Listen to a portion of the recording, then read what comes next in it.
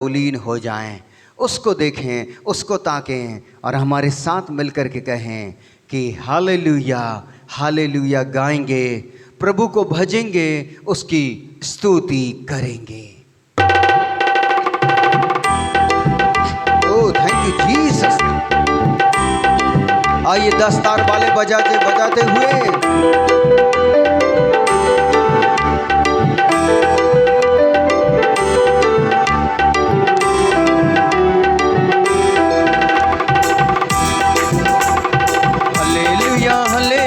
गाएंगे। हालेलुया हालेलुया हालेलुया गाएंगे। हालेलुया हालेलुया हालेलुया गाएंगे। हालेलुया हालेलुया हालेलुया गाएंगे। हालेलुया प्रभु को भजेंगे, स्तुति करेंगे, प्रभु को भजेंगे, स्तुति करेंगे, ताली बजाएंगे, खुशियाँ मनाएंगे, ताली बजाएंगे, खुशियाँ मनाएंगे। जीता है मौत को प्रभु ने। हालेलुया हाँ, जीता है मौत को प्रभु ने।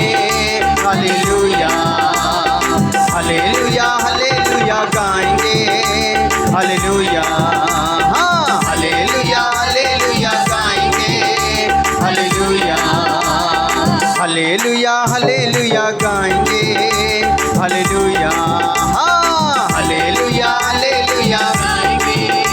हालेलुया प्रभु को भजेंगे, स्तुति करेंगे, प्रभु को भजेंगे, स्तुति करेंगे, ताली बजाएंगे, खुशियाँ मनाएंगे, ताली बजाएंगे, खुशियाँ मनाएंगे। जीता है मौत को प्रभु ने। हालेलुया हाँ, जीता है मौत को प्रभु ने। यीशु ने। हालेलुया हालेलुया हालेलुया गाएंगे। हालेलुया हाँ, हालेलुया हालेलुया गाएंगे। हालेलुया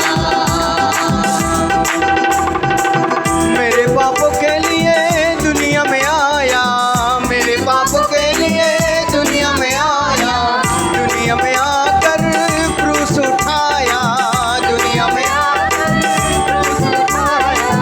तेरी चंगाई मुझे कोड़े खाया, तेरी चंगाई मुझे कोड़े खाया, कोड़े खाकर क्रूस उठाया, कोड़े खाकर क्रूस उठाया। एक एक बूंद खून दे दिया। हालेलुया हाँ, एक एक बूंद खून दे दिया। हालेलुया हालेलुया हालेलुया गाएंगे। हालेलुया हाँ, हालेलुया हालेलुया यीशु के लिए। हालेलुया एक बार और हालेलुया हालेलुया गाएंगे। हालेलुया हालेलुया आपकी तालियों की आवाज यीशु मसीह के लिए।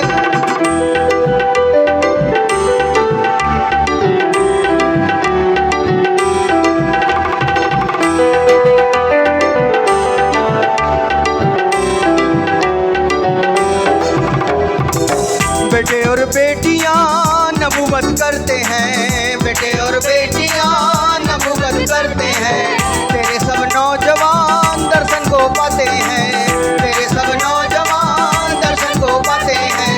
दास और दासियां खुशी से गाते हैं, दास और दासियां खुशी से गाते हैं। बूढ़े और पूर्णिया भी स्वप्न देखते हैं, बूढ़े और पूर्णिया भी स्वप्न देखते हैं। दास और दासियां खुशी से गाते हैं, दास और दासियां खुशी से गाते हैं। आत्मा आत्मा अपना उंडेल दिया। हालेलुया आत्मा आत्मा अपना उंडेल दिया। हालेलुया हालेलुया हालेलुया गाएंगे। हालेलुया हालेलुया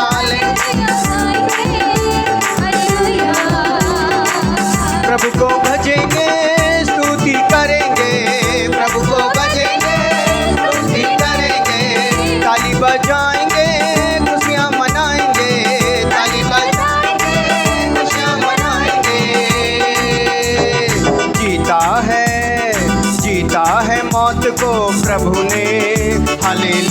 कहिए जीता है मौत को प्रभु ने।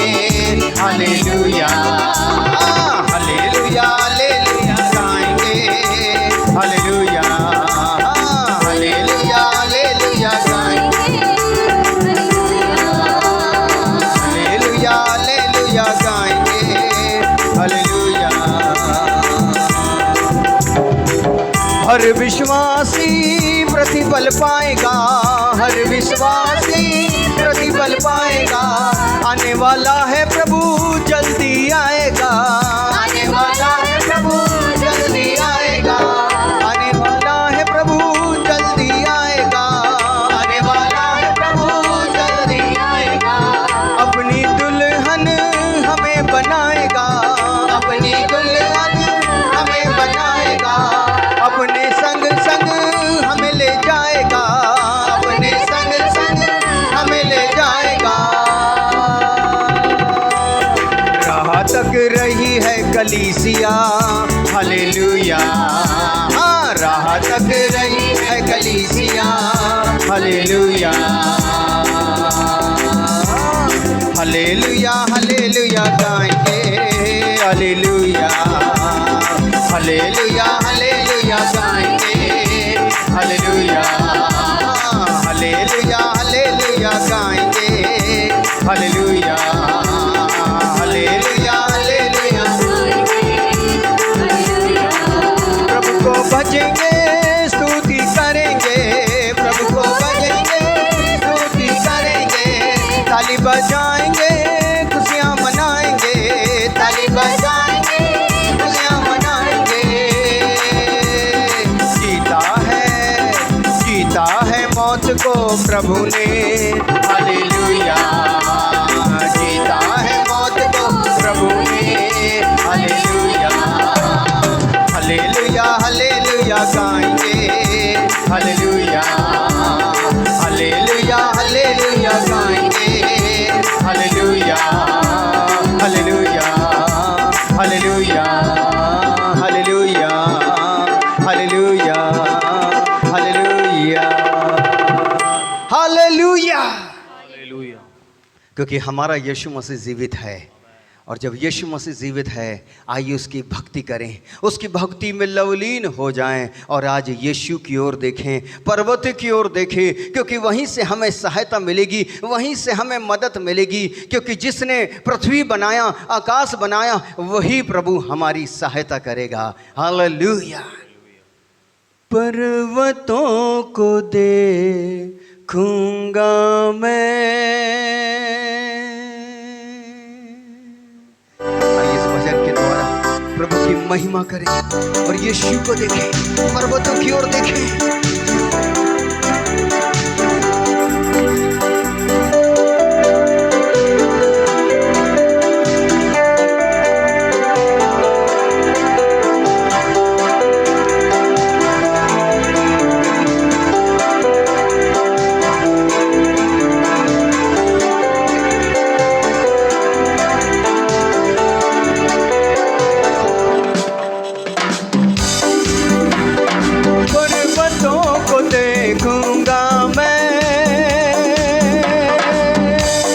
पर्वतों को देखूंगा मैं।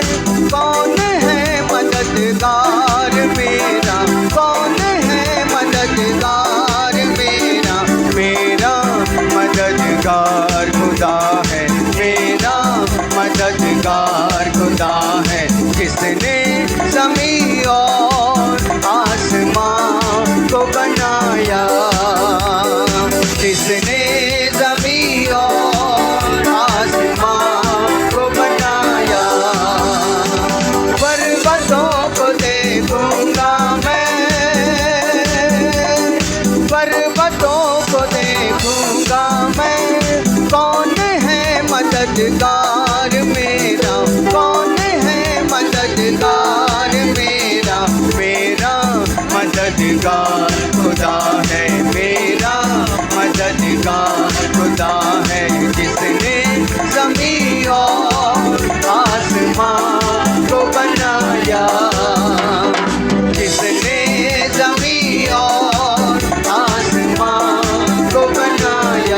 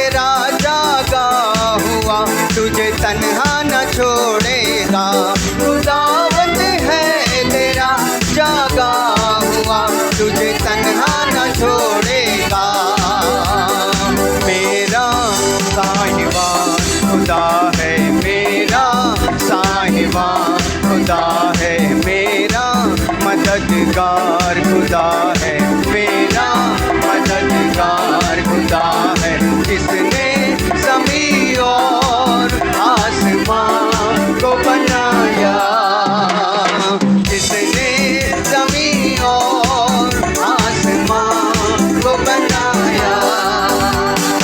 पर्वतों को देखूंगा मैं,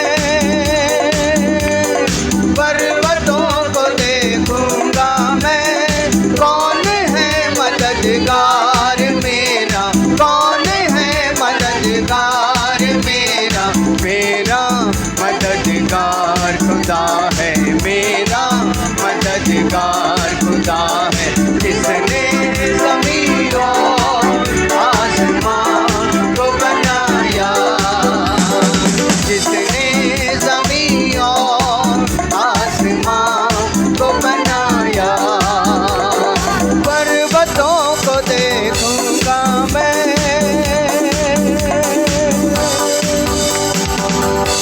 तेरी जाँखों भला छू भी न पाएगी, हाँ तेरी जाँखों भला छू भी न पाएगी, न गर्मी चांद सूरज की कभी तुझको जलाएगी, न गर्मी चांद सूरज की कभी तुझको जलाएगी। तेरा साहिबान खुदा है, तेरा साहिबान खुदा है, तेरा मददगार खुदा है, तेरा मददगार खुदा है, जिसने ज़मीं और आसमान को बनाया, जिसने ज़मीं और आसमान को बनाया। पर्वतों को देखूंगा मैं, पर्वतों को देखूंगा मैं, कौन है मददगार मेरा, कौन है मददगार मेरा, मेरा मददगार खुदा है, मेरा मददगार खुदा है, जिसने ज़मीं और आसमान को बनाया, जिसने ज़मीं और आसमान को बनाया। पर्वतों को देखूंगा मैं, पर्वतों को देखूंगा मैं, कौन है मददगार मेरा, कौन है मददगार मेरा, मेरा मददगार खुदा है, मेरा मददगार, जिसने ज़मीं और आसमान को बनाया, जिसने ज़मीं और आसमान को बनाया, जिसने ज़मीं और आसमान को बनाया, जिसने ज़मीं और आसमान को बनाया। धन्यवाद देते पिता परमेश्वर, आपने हमको बनाया है प्रभु जी, अपने स्वरूप और समानता में बनाया है प्रभु जी, और इसलिए बनाया है कि हम आपकी महिमा करें प्यारे पिता। परंतु हमारा दिल बेचैन है प्रभु जी, आज हमारे अंदर आओ ना प्रभु। आपकी उपस्थिति जिस भवन के ऊपर मंडरा रही है प्रभु जी, आपकी उपस्थिति जो उस भवन के अंदर मंडरा रही है पिता, आज हमारे बेचैन दिल के अंदर आ जा प्रभु, आज हमारे अंदर आ जा यीशु मसीह, क्योंकि आपने हमें बनाया है प्रभु जी, आपने हमको सृजा है पिता। ये आवाज़ आप ही ने तो दी है प्रभु, ये हाथ जो हमारे शरीर के पहरुए हैं आपने दिया है प्रभु जी, ये आंखें आपने दी है प्यारे पिता।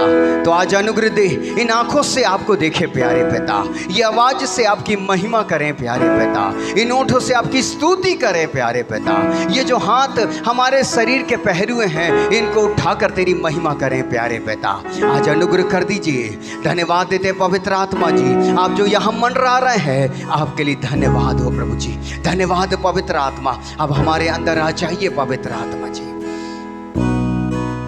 बेचैन दिल आपके लिए है प्रभु जी, आपके लिए है मेरे यीशु।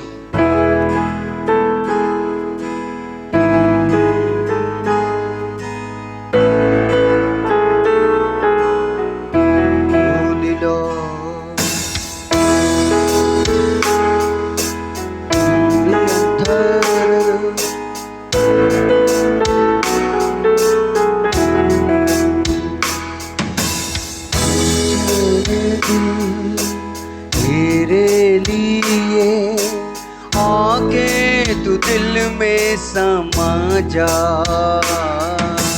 बेचैन दिल तेरे लिए, आके तू दिल में समा जा। पवित्र आत्मा जा, पवित्र आत्मा जा, पवित्र आत्मा, पवित्र आत्मा जा। बेचैन दिल तेरे लिए, आके तू दिल में समा जा। बेचैन खुदावन तेरे लिए, आके तू दिल में समा जा। पवित्र आत्मा जा, पवित्र आत्मा जा, पवित्र आत्मा आइए,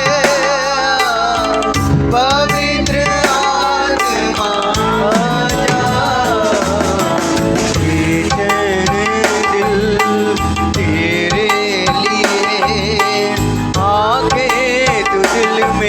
समा जा। बेचैन दिल तेरे लिए, आके तू दिल में आ जा। यीशु मसीहा तू आ जा, यीशु मसीहा तू आ जा प्रभु, यीशु मसीहा आइए हमारे दिल के अंदर। यीशु मसीहा तू आ जा। बेचैन दिल तेरे लिए, आके तू दिल में समा जा। बेचैन दिल तेरे, आके तू दिल में समा जा। स्वागत है पवित्र आत्मा जी आपका हमारे अंदर में। स्वागत है प्रभु यीशु मसीह हमारे अंदर में। आइए प्रभु जी, हमें अपने स्वरूप और समानता में बना दीजिए प्यारे पिता, क्योंकि आप ही महान प्रभु हैं प्रभु जी। आप ही मुर्दों में से जी उठने वाले पहलौठे प्रभु जी।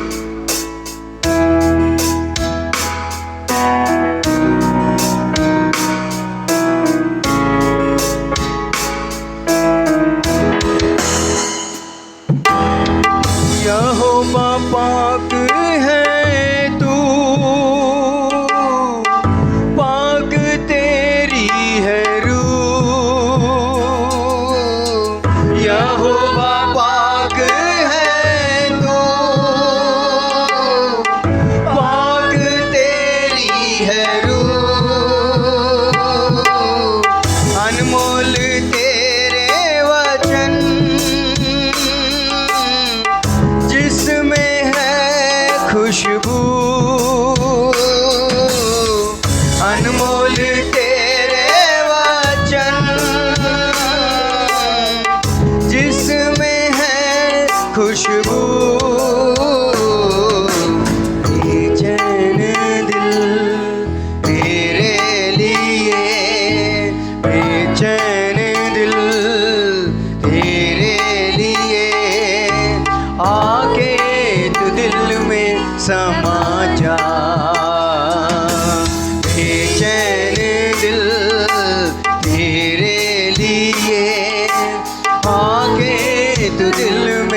समा जा। पवित्र आत्मा जा, पवित्र आत्मा, पवित्र आत्मा आइए, पवित्र आत्मा जा। बेचैन दिल तेरे लिए आके तू दिल में समा जा। हर बाबा बेचैन दिल तेरे लिए आके तू दिल में समा जा। प्यासी है आंखें मेरी, राह निहारे तेरी। प्यासी है आंखें मेरी, राह निहारे तेरी। कैसे करूं मैं बयान होठों से अपनी तेरी। कैसे करूं मैं बयान होठों से अपनी तेरी। बेचैन दिल तेरे लिए आके तू दिल में समा जा। बेचैन यीशु तेरे आके तू दिल में समा जा। यीशु मसीहा तू आजा, यीशु मसीहा तू आजा। यीशु, आप जो भवन के अंदर हैं हमारे अंदर आ जाइए। यीशु, यीशु मसीहा तू आजा। बेचैन दिल तेरे लिए आके तू दिल में समा जा। बेचैन दिल तेरे आके तू दिल में समा जा। दया है हम पर तेरी, करूं मैं महिमा तेरी। दया है हम पर तेरी, करूं मैं महिमा तेरी। जीऊं मैं तेरे लिए, ये है तमन्ना मेरी। जीऊं मैं तेरे लिए, ये है तमन्ना मेरी। बेचैन दिल तेरे लिए आके तू दिल में समा जा। बेचैन राजा तेरे लिए आके तू दिल में समा जा। यीशु मसीहा तू आजा, यीशु मसीहा तू आजा। यीशु मसीहा तू, ओ यीशु मसीहा तू आजा। पवित्र आत्मा जा, पवित्र आत्मा, पवित्र आत्मा रियंथरदरबशे। पवित्र आत्मा जा। बेचैन दिल तेरे लिए आके तू दिल में समा जा, बेचैन दिल तेरे लिए आके तो दिल में समा जा। पिता, आज की सुबह हम आपकी उपस्थिति में खड़े हैं पवित्र पिता, अब हमारे अंदर समा जाइए प्रभु जी, आप हमारे अंदर प्रवेश कर जाइए प्रभु जी। जब लोग देखें तो तू हमारे अंदर नजर आ मेरे प्रभु जी, तू हमारे अंदर नजर आइए मेरे प्रभु जी, आप हमारे अंदर नजर आइए यीशु मसीह जी। अनुग्रह करें पवित्र पिता, क्यों ना उसकी उपस्थिति में खड़े होकर आज की सुबह कहें प्रभु हमारा दिल बेचैन है, हमारे अंदर आ जा और अपनी सामर्थ से आज की सुबह में भर दे प्रभु जी, अपने अभिषेक से भर दे प्यारे पिता, ताकि हम तेरे लिए जिए प्रभु जी, हम तेरे लिए जिए महाराज। प्रभु जी हम धन्यवाद करते हैं, देखो मेरा बाबा ओरे बेशे के बेले का। आइए हम अपने स्थानों में खड़े हो जाएं, उस महान परमेश्वर को सजदा करें।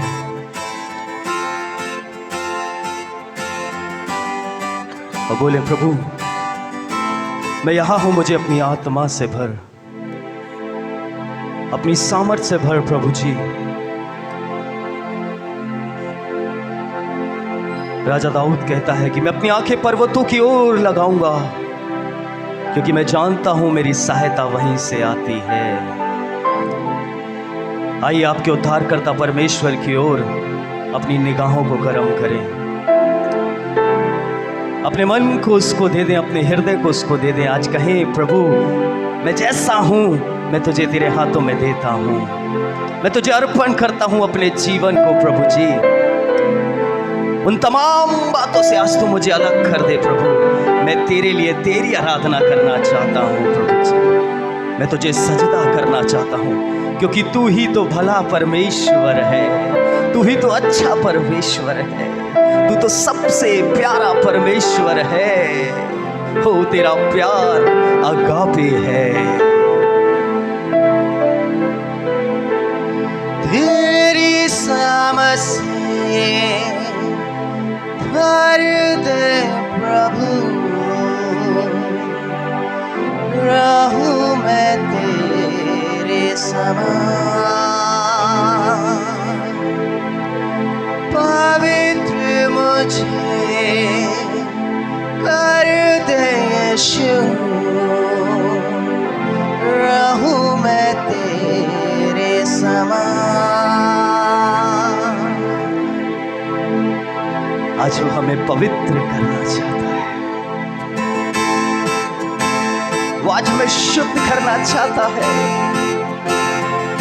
आज उसे दे दे अपने आप को उसके हाथों में और बोले प्रभु मुझ में से वो तमाम बातें जो तुझे नापसंद है आज तेरे नाम में वो दूर हो जाए, और जिन बातों से तू प्रसन्न होता है आज वो बातें मुझ में दिखने लग जाए प्रभु जी।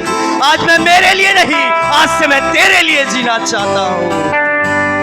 मेरा मुझ में जो कुछ है मैं उस क्रूस पर ठोकता हूँ प्रभु जी, आज मुझ में तू जीवित हो जा।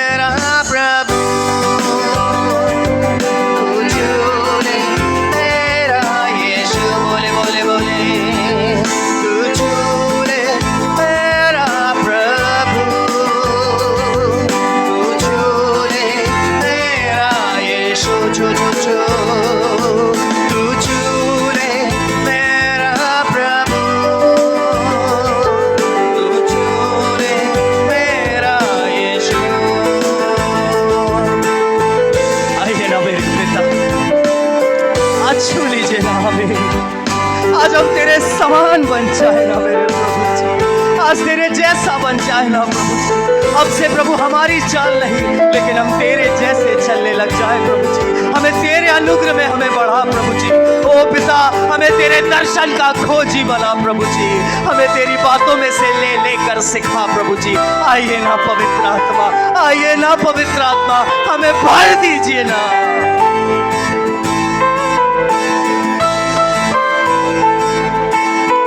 प्रार्थना करें उससे।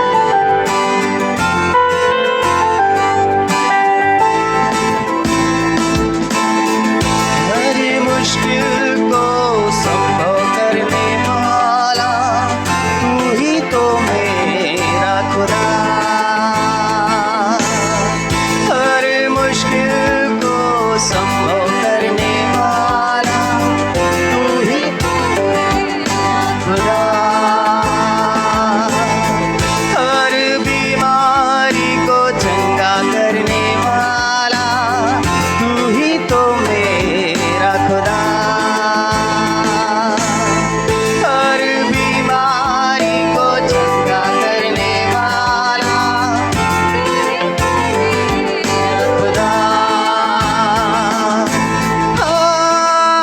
हालेलुया,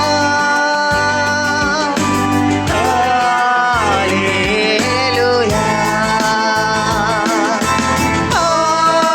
हालेलुया, hallelujah.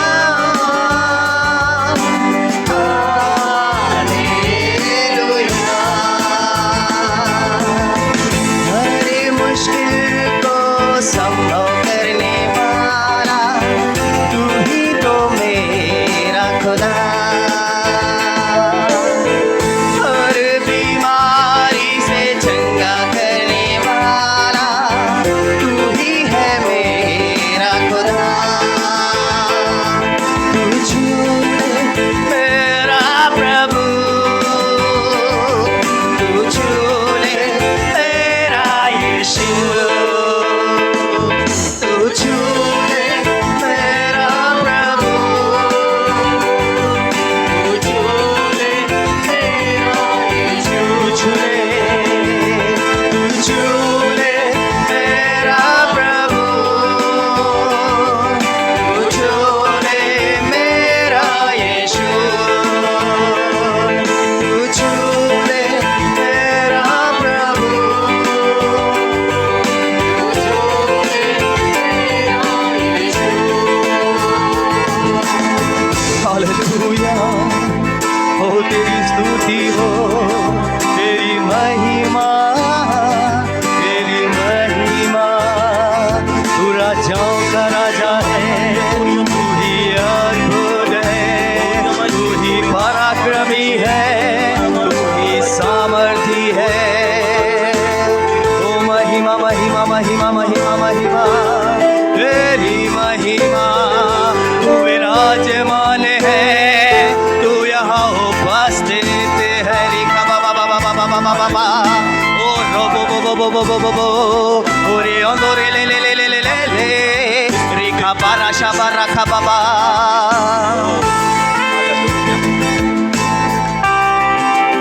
Oh, hallelujah. Welcome you, Holy Spirit. मुझको तू छूले राजा, धन्य मैं हो जाऊं। मुझको तू छूले राजा, धन्य मैं हो जाऊं। दिल के सिंहासन में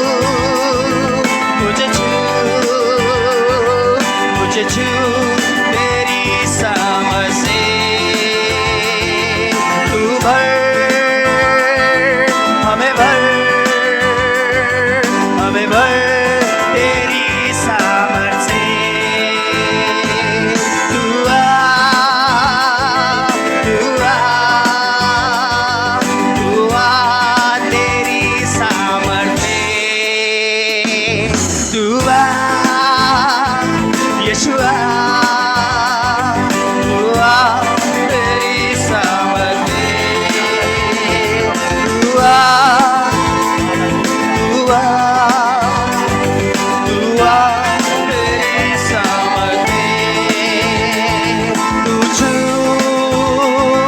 अभी छू तू छू तेरी सामर्थ से तू छू तू छू तू छू तेरी सामर्थ से तू छू छू छू तू छू छू छू तू छू छू तेरी सामर्थ से तू भर अभी भर तू भर तेरी सामर्थ से यीशुआ यीशुआ यीशुआ तेरी सामर्थ में तू आ तू आ तू आ तेरी सामर्थ में यीशुआ यीशुआ यीशुआ तेरी सामर्थ में तू आ तेरी सामर्थ में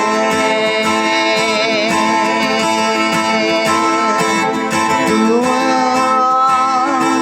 यीशुआ तू आ तेरी सामर्थ में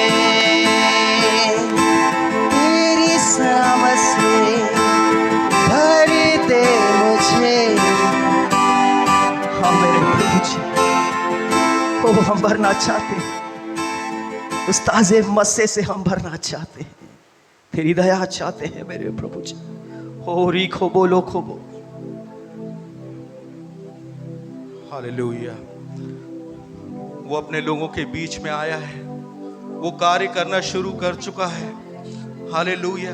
अपने मन को उसकी ओर लगाएं, क्योंकि वो सच्चा है, वो विश्वास योग्य है, वो धर्मी है। हालेलुया हालेलुया हालेलुया। मेरे प्रेमी और दयालु पिता परमेश्वर, दाऊद अपने वचन में लिखता है, यहोवा ने जो उपकार मेरे जीवन में किए हैं उनका सिला मैं कैसे दूं। मैं तो अपने उद्धार का कटोरा उठाता हूं और उसको धन्यवाद करता हूं। पिता, हम भी अपने उद्धार के कटोरे को उठाते हैं मेरे पवित्र पिता परमेश्वर, और आपको धन्यवाद करते हैं। पिता यीशु, आपको धन्यवाद देते हैं। पवित्र आत्मा जी, आपको धन्यवाद करते हैं। Hallelujah hallelujah. धन्यवाद करते हैं मेरे प्रभु जी, आप अपने निकट में बुलाकर मेरे पवित्र पिता हमें आनंद से परिपूर्ण करना चाहते हैं। मेरे पवित्र पिता, हम आपका धन्यवाद करते हैं। अपने पुत्र की संगति में बुलाकर हमें धन्य, आशीषित और सफल करना चाहते हैं। प्रभु जी, आपका धन्यवाद करते हैं। मेरे पवित्र प्रभु यीशु मसीह, आपने कहा है, धन्य है वे जो मन के दीन है, स्वर्ग का राज उन्हीं का है। प्रभु जी, आज जब हम आपकी निकटता में आए हैं प्रभु जी, तो हमें दीन करो प्रभु जी, हमें नम्र करो प्रभु जी, ताकि हम आपके राज्य में प्रवेश कर पाए। प्रभु जी, दया करें मेरे प्रभु जी। आज हम जैसे आए हैं प्रभु जी, हम वैसे लौट कर ना जाने पाए प्रभु जी। आपके स्वरूप, आपकी समानता को लेकर यहां से जाने पाए प्रभु जी। दया को चाहते हैं मेरे प्रभु जी। धन्यवाद के साथ इस प्रार्थना को उद्धार करता यीशु मसीह नाज़री के जीवित सामर्थी मीठे नाम से मांगते हैं, आमीन। बैठ सकते हैं। हालेलुया।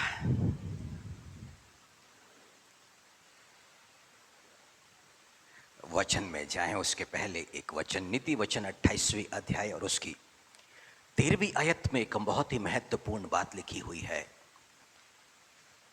यहां परमेश्वर के वचन में ऐसा लिखा हुआ है, जो अपने अपराध छिपा रखता है उसका कार्य सफल नहीं होता है, परंतु जो उनको मान लेता है और छोड़ भी देता है उस पर दया की जाएगी। प्रभु यीशु मसीह की यदि दया को प्राप्त करना है तो बाइबल, यहां परमेश्वर के पवित्र वचन में लिखा हुआ है कि अपने अपराधों को मानना और उसको छोड़ना भी जरूरी है। तब जाकर के मनुष्य प्रभु यीशु मसीह की दया को प्राप्त करेगा। पर यह क्षमा का ना मिल पाना या अपने अपराध को छिपा रखना, इसका प्रतिफल क्या है? मनुष्य के जीवन में इसका परिणाम क्या है? बाइबल कहती है उसका कार्य सफल नहीं होगा। वो जो कुछ भी करना चाहे वो उसमें असफल हो जाएगा, विफलता उसके हाथ लगेगी। यानी कि जो अपने गुनाहों को, अपने अधर्म को, अपने पाप को मानने को तैयार नहीं है, वो प्रभु यीशु मसीह के सम्मुख में दीन नहीं हो रहा है, वो विनम्र नहीं हो पा रहा है, और इसके चलते उसके जीवन पर सिर्फ विफलताएं हैं, असफलताएं हैं बस। पतरस मछुआरा है, रात भर मछली पकड़ा पर एक भी मछली उसके हाथ नहीं लगी है। पर जब यीशु मसीह उसके नाव पर आ गए और उसको जाल डालने के लिए आदेश किया है, आज्ञा दी है, और जब उसने जाल को डाला है तो वो जाल में इतनी मछली आ गई कि जाल फटने पर है। अभी झील के किनारे आ गए और पतरस गिर पड़ा, दंडवत करता है और कहता क्या है, प्रभु रब्बी मेरे पास से दूर हो जा, मैं पापी हूं। वो अपने बिजनेस में असफलता को देख करके समझ गया मैं पापी हूं। परंतु मसीह लोग जूझ रहे हैं अपनी असफलता में, एजुकेशन में वो विफल होते चले जा रहे हैं, अपने परिवार में वो विफल होते जा रहे हैं। हर जगह देखे तो असफलताएं और विफलताएं, पर मनुष्य मानने को तैयार नहीं कि यीशु मसीह मैं पापी हूं, मैं गुनाहगार हूं, मेरे जीवन पर अधर्म है। वो टूट रहा है, कुड़कुड़ा रहा है, वो बुड़बुड़ा रहा है, पर वो यीशु मसीह के सम्मुख में टूटने को तैयार नहीं है। पिछले सप्ताह जब ये ऑनलाइन सभा चल रही थी, कोई अन्य जाति का व्यक्ति बैठा हुआ इसको देख रहा था और दोपहर में फोन आया। वो बड़ा रुआसा था, वो टूट चुका था, बोले मैं वचन को नहीं सुनता है, कभी कभी गाना सुन लेता था, कभी थोड़ा सा वचन, पर आज मैंने पूरा वचन सुना हूं और बहुत मैं परेशान हो चुका हूं और बार बार मैं देख रहा हूं, बार बार मैं सुन रहा हूं, और अभी मुझे आपको फोन करना पड़ा, आपसे बात करने की इच्छा होने। उसको बोलते हैं विनम्रता और दीनता। वो मनुष्य कहीं फील कर रहा था इस वचन को अपने जीवन पर, अन्य जाति से परमेश्वर का वचन यहां चल रहा था, कहीं कोई टूट रहा था और पवित्र आत्मा वहां पर कार्य कर रहा था। यदि जीवन पर असफलताएं हैं, निराशाएं हैं, मन अशांत है, तो आज जब इस वचन पर हम बढ़ें तो बड़े गंभीरता से इस वचन को हम लोग ग्रहण करें। क्यों? क्योंकि इससे इस संसार में जब जीते समय जो कुछ भी आपके जीवन पर हो रहा है, वहां पर जो भी विफलताएं हैं, असफलताएं हैं, निराशाएं हैं, अशांति है, वहां पर तेजी से बदलाव शुरू हो चुका। और प्रभु यीशु मसीह ने मत्ती के सुसमाचार 6:33 में कहा है, पहले तुम परमेश्वर के राज्य और धर्म की खोज करो, ये सब वस्तुएं तुम्हें मिल जाएंगे। ये यीशु मसीह ने ये वचन कहा क्यों? यहां पर प्रभु यीशु मसीह एक टीचिंग दे रहे थे कि एक मनुष्य जो होता है वो परमेश्वर और धन दोनों की सेवा नहीं कर सकता। और यीशु मसीह ने इस बात को देखा और बताया कि जब एक व्यक्ति धन की सेवा में लग जाता है तो दिन रात वो कमाने में लगा रहता है, और उसकी चिंता का विषय यह है कि बच्चों के एजुकेशन के लिए, उनके विवाह के लिए, उनकी पढ़ाई के लिए, उनका भविष्य है, एक घर बनाना है और ये करना है फॉर फ्यूचर में हम, मतलब वो सारी चीजें जो उसके मन के अंदर में चल रही है, और जिसके चलते वो क्या कर रहा है, सिर्फ धन और धन के बारे में सोचता है और धन कमाने में वो लग जाता है। अब यीशु मसीह यहां पर ऐसा कह रहे हैं कि अब ऐसा जो मनुष्य है जो धन के बारे में सोच रहा है और धन कमाने में लगा है, उसके मन पर बस धन और धन चलता रहेगा, और ऐसा व्यक्ति जो है वो प्रभु यीशु मसीह की सेवा नहीं कर सकता। अब यीशु मसीह जब आगे बढ़ते हैं तो यीशु मसीह कह रहे हैं, क्या खाएंगे, क्या पिएंगे और क्या पहनेंगे, इन बातों की चिंता तुम्हें नहीं करना चाहिए, क्योंकि तुम स्वर्गीय पिता की संतान हो। अब यीशु मसीह कह रहे हैं इन बातों की चिंता कौन करेगा? अन्य जाति के लोग। जो परमेश्वर की संतान नहीं है, जो यीशु मसीह पर विश्वास नहीं होते, ये चिंता का उनका विषय है, चिंता करने का तुम्हारा विषय नहीं। तुम्हें इस बारे में चिंता बिल्कुल भी नहीं करनी है। फिर यीशु मसीह एग्जाम्पल क्या देते हैं कि आकाश की चिड़िया को देखो, न वो बोती है, न लुनती है, न बखारों में यानी कि भंडारों में जमा नहीं करती, पर भी स्वर्गीय पिता उन्हें खिलाता है। सोसन के फूलों को देखो, सुलेमान भी इतना सुंदर नहीं है जितना सुंदर वो है। तुम तो परमेश्वर की संतान है ना, परमेश्वर को तुम्हारी चिंता है, तो उससे अच्छा और उससे बढ़िया तुम्हें वो क्यों नहीं पहनाएगा। कल की चिंता तुम मत करो, आने वाला कल तुम्हारी चिंता करते हुए आएगा। यीशु मसीह क्या कह रहे हैं, बस तुम्हारा काम क्या है, तुम्हें किस बातों के बारे में सोचना है, परमेश्वर के राज्य के विषय में, परमेश्वर के राज्य। और आप यदि पुराने नियम में जाएंगे तो वहां पर राजा और महाराजाएं जब जब उनके जीवन पर विपत्ति आई, युद्ध में वो हारने लग गए, विफलताएं आने लग गई, कोई परेशानी में पड़ गए, कोई बीमारी में पड़ गए, तब उन्होंने क्या किया, यहोवा की खोज करना शुरू कर दिया। और जब यहोवा को खोजा तो यहोवा उनको मिल गया और उनके दिन बदल गए, उनके दिन बदल गए। राजा मनश्शे 12 साल की उम्र में राजा बन गया है, परंतु अब क्या किया है, वो तमाम उल्टे सीधे कामों में चला गया है। वो कई तरह की बलियां करने लग गया है, बच्चों को बलिदान कर दिया है, वो मूर्ति पूजा में चला गया है, वो टोना टोटका करने लग गया है। परंतु असूरी ने आए हैं, अब उसको बंदी बना लिए, युद्ध में हार गया है, नाक में नके लोहे की कड़े को डाल दिया है और उसको घसीट के लेके चले गए हैं, बंदी गृह में डाल दिया गया है। विपत्ति आई तो ये राजा मनश्शे क्या कर रहा है, यहोवा की खोज में लग गया है और यहोवा मिल गया और बंधन से वो आजाद हो गया, वापस उसका राजपट वापस आ गया। वो परमेश्वर क्या कहता है, एक दुल्हन अपना श्रृंगार करना भूल सकती, नहीं भूलती, पर मेरे लोगों ने मुझे, वो समस्याओं में पड़े हैं पर परमेश्वर की तरफ नहीं लौट रहे। एक बैल अपने मालिक को, गधा अपने उसके नांद को जानता है ना, अपने लौटने के स्थान को जानता, वो लौटते हैं, अपनी नांद पे लौटते हैं, अपने मालिक के पास लौटते हैं। परंतु परमेश्वर यशायाह नबी में क्या कह रहा है, मेरी प्रजा ने मुझे भुला दिया, वो लौटने को तैयार नहीं। सुबह बैल निकल जाएगा, शाम को लौट करके अपने अपने मालिक के पास में पहुंच जाएगा, अपनी नांद पर जाकर वो खड़ा हो जाएगा, जहां पर उसको खड़ा होने का स्थान है वो खड़ा हो जाएगा। परमेश्वर इंतजार कर रहा है, मेरे लोग मुझे भूल चुके, वो लौटते नहीं। लोग समस्याओं में चले गए हैं, संघर्ष कर रहे हैं, निकलना चाहते हैं, विफलताओं से निकलने के लिए कुछ ना कुछ कर रहे हैं। अपनी बुद्धि का, बाइबल कहती है अपनी बुद्धि का सहारा मत लेना, अपनी दृष्टि में समझदार मत बनना। परंतु मनुष्य मानने को तैयार नहीं, मनुष्य इस बाइबल के वचन को ग्रहण करने को तैयार नहीं। वो क्या कर रहा है, अपनी बुद्धि, अपनी समझ से वो उन समस्याओं से पार जाना चाहता है। परंतु यहां पर प्रॉमिस क्या मिल रहा है, क्या खाएंगे, क्या पिएंगे और क्या पहनेंगे, इस बात की चिंता नहीं करनी है, कल की भी चिंता नहीं करनी है, वो स्वर्गीय पिता तुम्हारी चिंता करेगा। तो हमें करना क्या है, परमेश्वर के राज्य की खोज, परमेश्वर के राज्य की खोज। हालेलुया। परमेश्वर का राज्य वो स्थान है जहां पे परमेश्वर की इच्छा और परमेश्वर की मर्जी जिस मनुष्य में पूरी होती है, वही परमेश्वर के राज्य को खोजने वाला मनुष्य है, जो जानता है कि मेरा परमेश्वर क्या चाहता है और फिर उसको वो पूरा करता है। पर उसको वो पूरा करने के लिए अकेला नहीं छोड़ता है। यीशु मसीह ने कहा, जिसके पास में मेरा वचन है और जो उसको मानता वही मुझसे प्रेम रखता है, और जो यीशु मसीह के वचन को मानता है तो यीशु मसीह क्या करेंगे,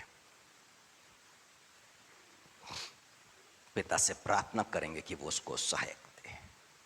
और जब इस वचन पर बढ़े और आप जब निर्णय ले रहे हैं और तुरंत उस वचन के अनुसार कार्य करना शुरू करेंगे, जैसे ये बात आपके मन में आएगी, पास्टर लॉरेंस या किसी पास्टर को आपके लिए प्रार्थना की आवश्यकता नहीं है।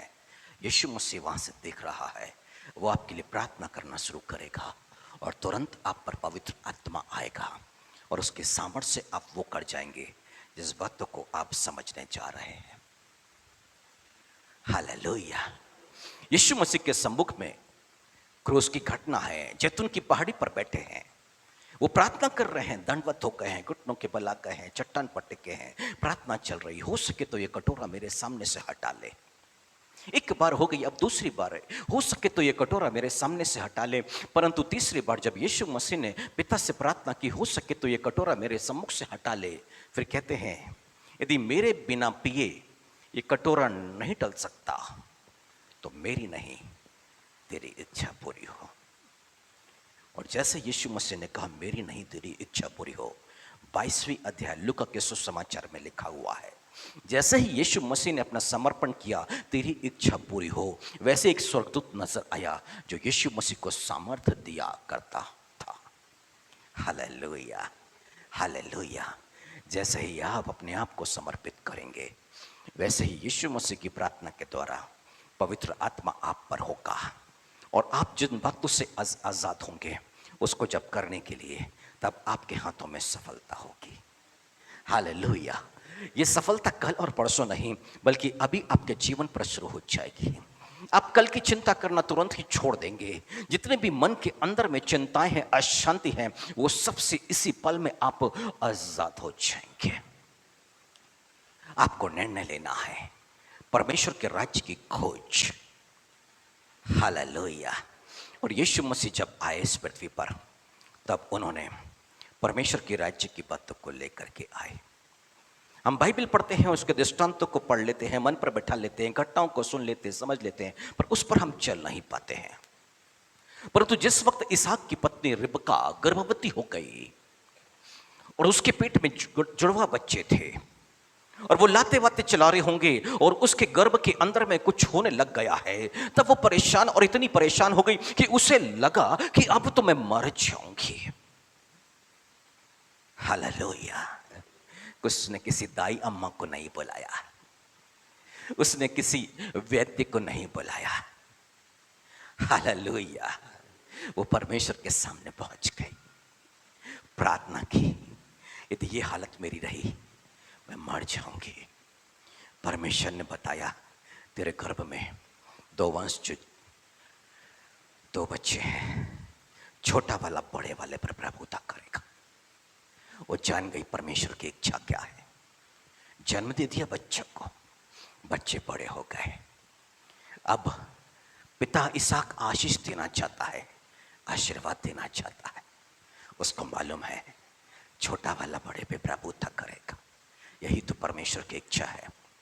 पहलौटा बेटा घर का उत्तराधिकारी होता है, पिता का स्थान लेता है, पर परमेश्वर की इच्छा के लिए अपने उस प्रेम को कुर्बान किया, अपने छोटे बेटे को उसने आगे किया।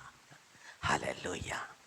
इसी के लिए परमेश्वर की सामर्थ्य की आवश्यकता होती है, इसी के लिए परमेश्वर की आत्मा की सहायता की आवश्यकता है कि उसकी जब इच्छा को पूरी करना है, तब उसका पवित्र आत्मा की सामर्थ्य मिले और हम उसकी इच्छा को पूरी कर सके। नहीं तो ये संसार और संसार का दबाव इतना होता है, परिवार का दबाव इतना होता है, उस दबाव के चलते ये निर्णय लेना बड़ा कठिन हो जाता है।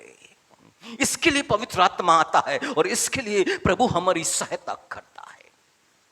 हालेलुया। हाँ, जब हम अपने आप का समर्पण करेंगे, तब हम पर पवित्र आत्मा आएगा और पवित्र आत्मा आपके जीवन को बदल करके रख देगा।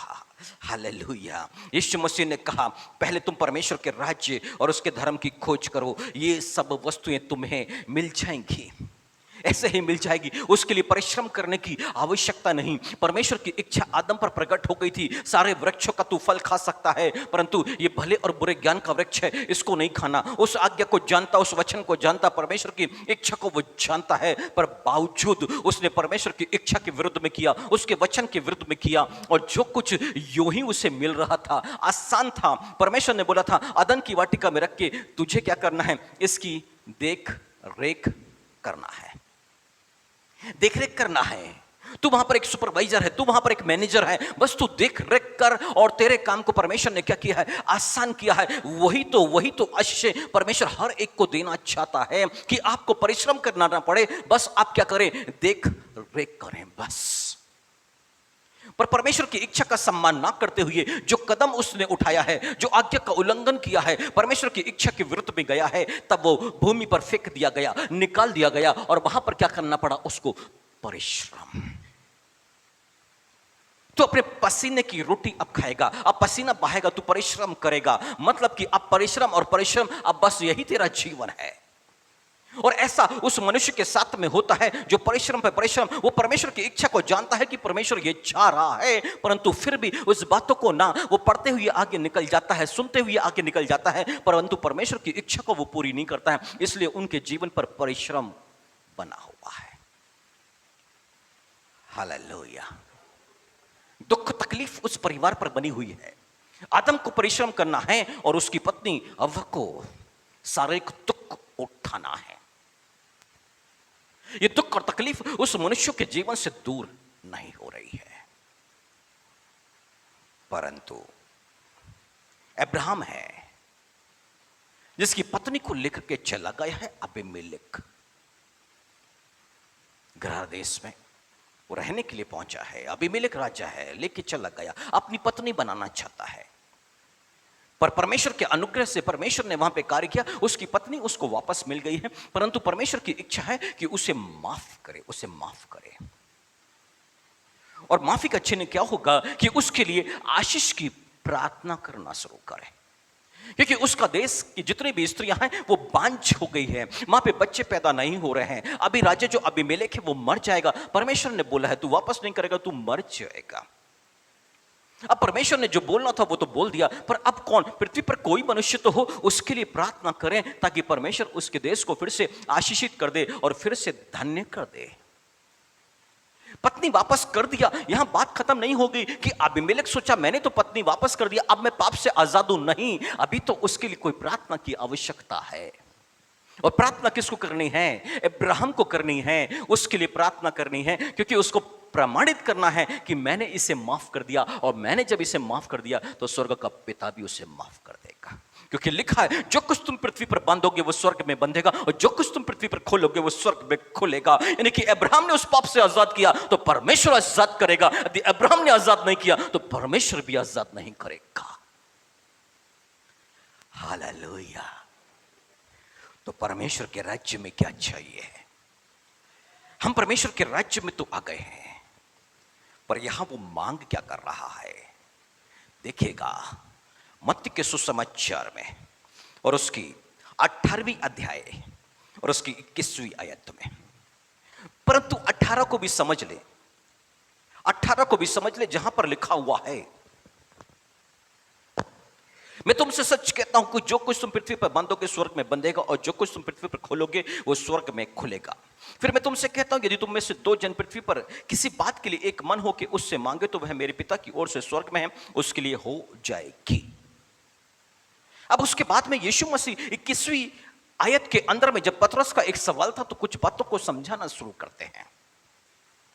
परंतु बांधना और खोलना, हाँ, संसार में तो बल्कि हिंदुस्तान के अंदर में अधिकतर पास्टर्स और लोग शैतान को बांधते और खोलते रहते हैं। पर उस बाद में, पर उसके पहले क्या?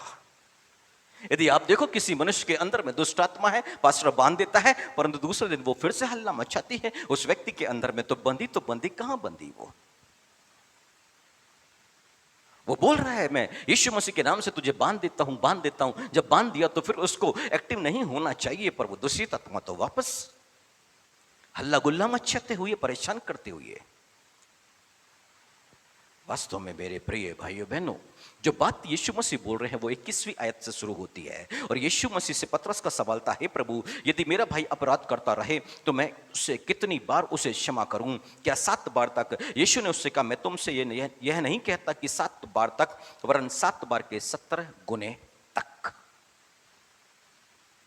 7 बार के 70 गुने तक। और जो परमेश्वर के राज्य में है ना, वहां पर हमको सीखना पड़ेगा कि वो परमेश्वर ने जब मन्ना गिराया तो परमेश्वर ने 1 महीने का मन्ना नहीं दिया या 1 साल का मन्ना नहीं दिया है। तो परमेश्वर ने कितने दिन का मन्ना उनको दिया है? 1 दिन का मन्ना, पर शुक्रवार को 2 दिन का मन्ना, क्योंकि शनिवार को काम करने की आज्ञा नहीं थी। अब यीशु मसीह जब प्रार्थना सिखाते हैं तो क्या कहते हैं? आज दिन भर की रोटी हमें दें, कल के लिए नहीं। पर मनुष्य आज्ञा के विरुद्ध कल के बारे में सोच रहा है। हालेलुया।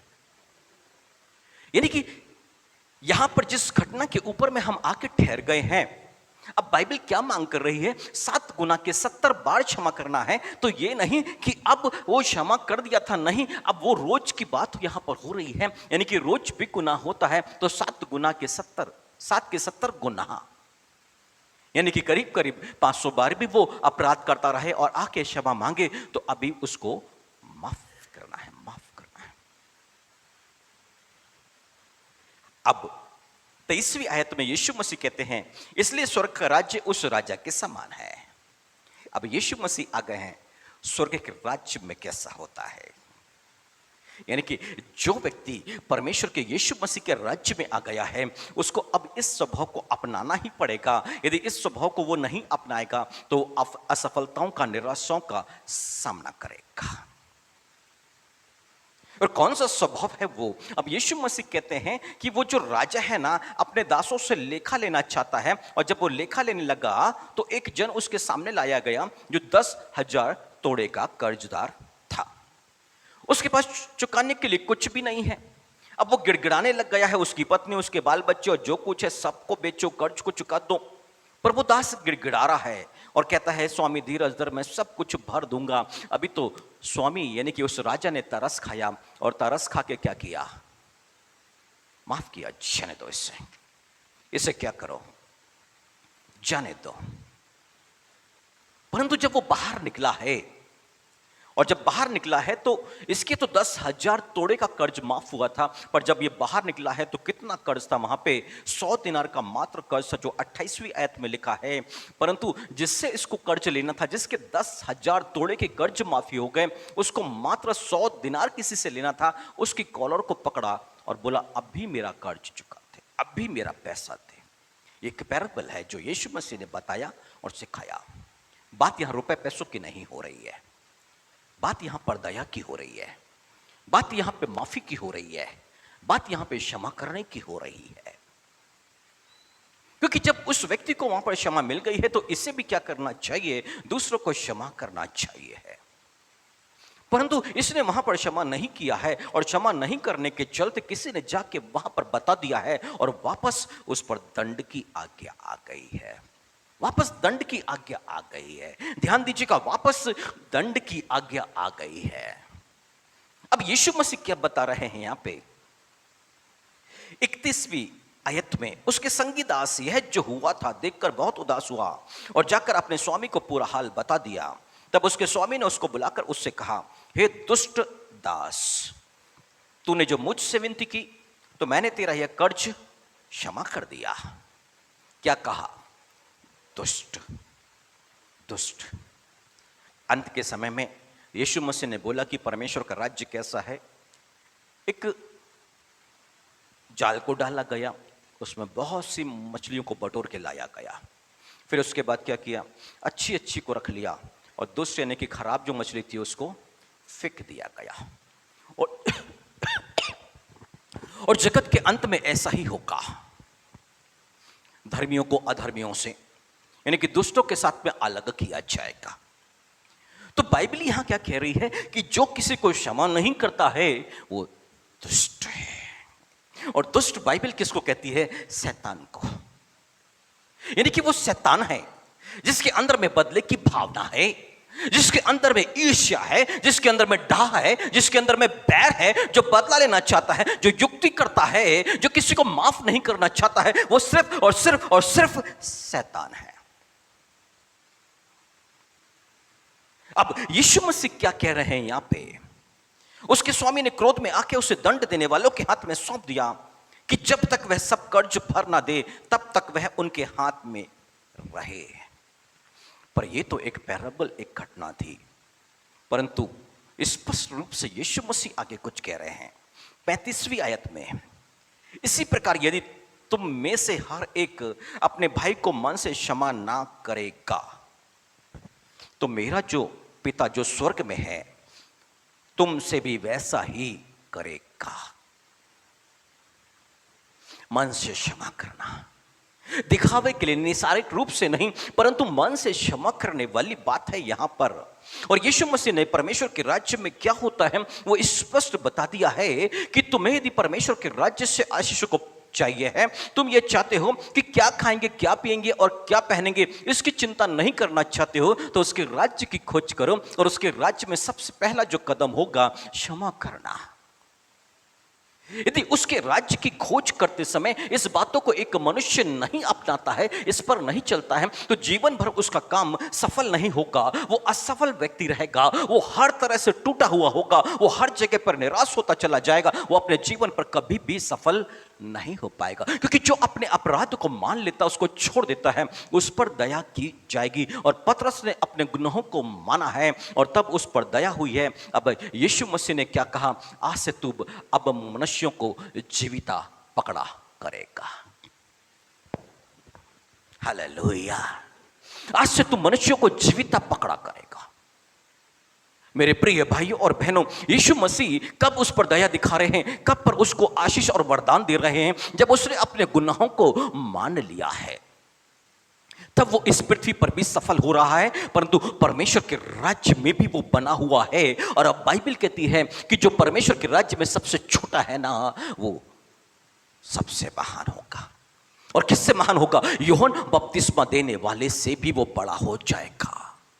उससे बड़ा स्त्रियों में जो जन्म है, उससे बड़ा अभी तक कोई नहीं है। पर स्वर्ग के राज्य में सबसे छोटा, यानी कि एक व्यक्ति जो इस स्वभाव को अपनाता है, वो परमेश्वर के राज्य में बना हुआ है। और परमेश्वर के राज्य में वो कितना भी पद उसको मिला, वो कितना भी सम्मान उसको है, परंतु फिर भी वो व्यक्ति महान है, वो महान है। और जब वो परमेश्वर के राज्य में है, इस स्वभाव को अपना करके वो परमेश्वर के राज्य में है, तो एक महत्वपूर्ण बात होगी। और 14:17 में लिखा है कि परमेश्वर का राज्य खाना पीना नहीं, परंतु मेल मिलाप, यानी कि परमेश्वर से मेल मिलाप, यीशु मसीह से मेल मिलाप, यानी कि पवित्र आत्मा उस पर बना हुआ है। धार्मिकता, यानी कि यीशु मसीह उस पर बना हुआ, यानी कि परमेश्वर की धार्मिकता को उसने पाया हुआ है। और तीसरी बात, आनंद जो पवित्र आत्मा से होता है, वो पवित्र आत्मा जो आया है, अब वो व्यक्ति आनंदित रहेगा। हालेलुया। 14-17 की जो बातें हैं उसके जीवन पर पूरा हो जाएगी। और नहीं तो जिस व्यक्ति के जीवन पर ये 3 बातें नहीं, वो तो अधर्मी है, उसके जीवन पर आनंद नहीं होगा। जब आनंद नहीं होगा तो उसके जीवन पर दुख और दुख और दुख होगा। हालेलुया। वो परमेश्वर से मेल मिलाप उसका नहीं होगा। अब ध्यान से समझिएगा, कोई भाई भाई आपस में अनबन में है, किसी बहू का अपने सास से, अपने ससुर से, कोई भाई बहन के बीच में, आप जहां काम करते हैं वहां पर मन मिटाओ, कहीं ना कहीं किसी के भी जीवन पर मन मुटाव है। अब बाइबल ऐसा कहती है, जब तुम अपने पड़ोसी से प्रेम नहीं कर सकते, एक दूसरे से प्रेम नहीं कर सकते, तो जिसको देखा नहीं उससे तुम कैसे प्रेम कर सकते हो? मतलब यहां पर मेल मिलाप नहीं तो वहां पर भी मेल मिलाप नहीं है। यही है परमेश्वर के राज्य का नियम, यही है परमेश्वर के राज्य की व्यवस्था। और जब तक वहां से मेल मिलाप नहीं है, तब तक शैतान उसके जीवन पर उधम मचाता रहेगा, उसको अशांत करता रहेगा, उसको विफल करता रहेगा, सारी बातों में उसको परेशान करता रहेगा। तो मनुष्य को परमेश्वर से मेल मिलाप करने के लिए क्या करना चाहिए? वहां पे लिखा है, जब परमेश्वर हमें मिल जाएगा, यदि आप जाएंगे 29वीं अध्याय के अंदर में, जब परमेश्वर को ढूंढोगे तो वो मिल जाएगा। और जब मिल जाएगा तो क्या करेगा? तुम्हें बंधुआई से लौटा ले आएगा। 17 साल की बंधुआई में इजरायली हैं और परमेश्वर का वचन वहां पर पहुंचा है, क्या करो? परमेश्वर को ढूंढो, परमेश्वर को ढूंढो। यानी कि एक मनुष्य को मन से क्षमा करके परमेश्वर से मेल मिलाप। और जब परमेश्वर से मेल मिलाप तो पवित्र आत्मा की भरपूरी में, पिता और पुत्र और पवित्र आत्मा की भरपूरी में, अब जो पवित्र आत्मा यहां पर मौजूद है वो आपके जीवन को बदल देगा। हालेलुया। वो क्या कह रहा है कि किसी भी बात की चिंता ना करें, क्या खाएंगे, क्या पिएंगे, क्या पहनेंगे, इस बात की चिंता ना करें। तो क्या करना चाहिए? उसके राज्य की खोज, उसके धर्म की खोज। और बाइबल कह रही है, जब हम उसके राज्य की खोज करते हुए आगे बढ़ रहे हैं, तब क्या हो रहा है? 14-17 के अनुसार उसकी धार्मिकता भी मिल रही है, क्योंकि हमने उसके राज्य के गुण को, उसके स्वभाव को हमने अपना लिया कि हमारा जो परमेश्वर है क्षमा करने वाला है, हमें भी क्षमा करना चाहिए। यदि हमने क्षमा नहीं किया तो वो भी हमें क्षमा नहीं करेगा, और वो क्षमा नहीं करेगा तो हम असफल होते चले जाएंगे। Hallelujah, hallelujah.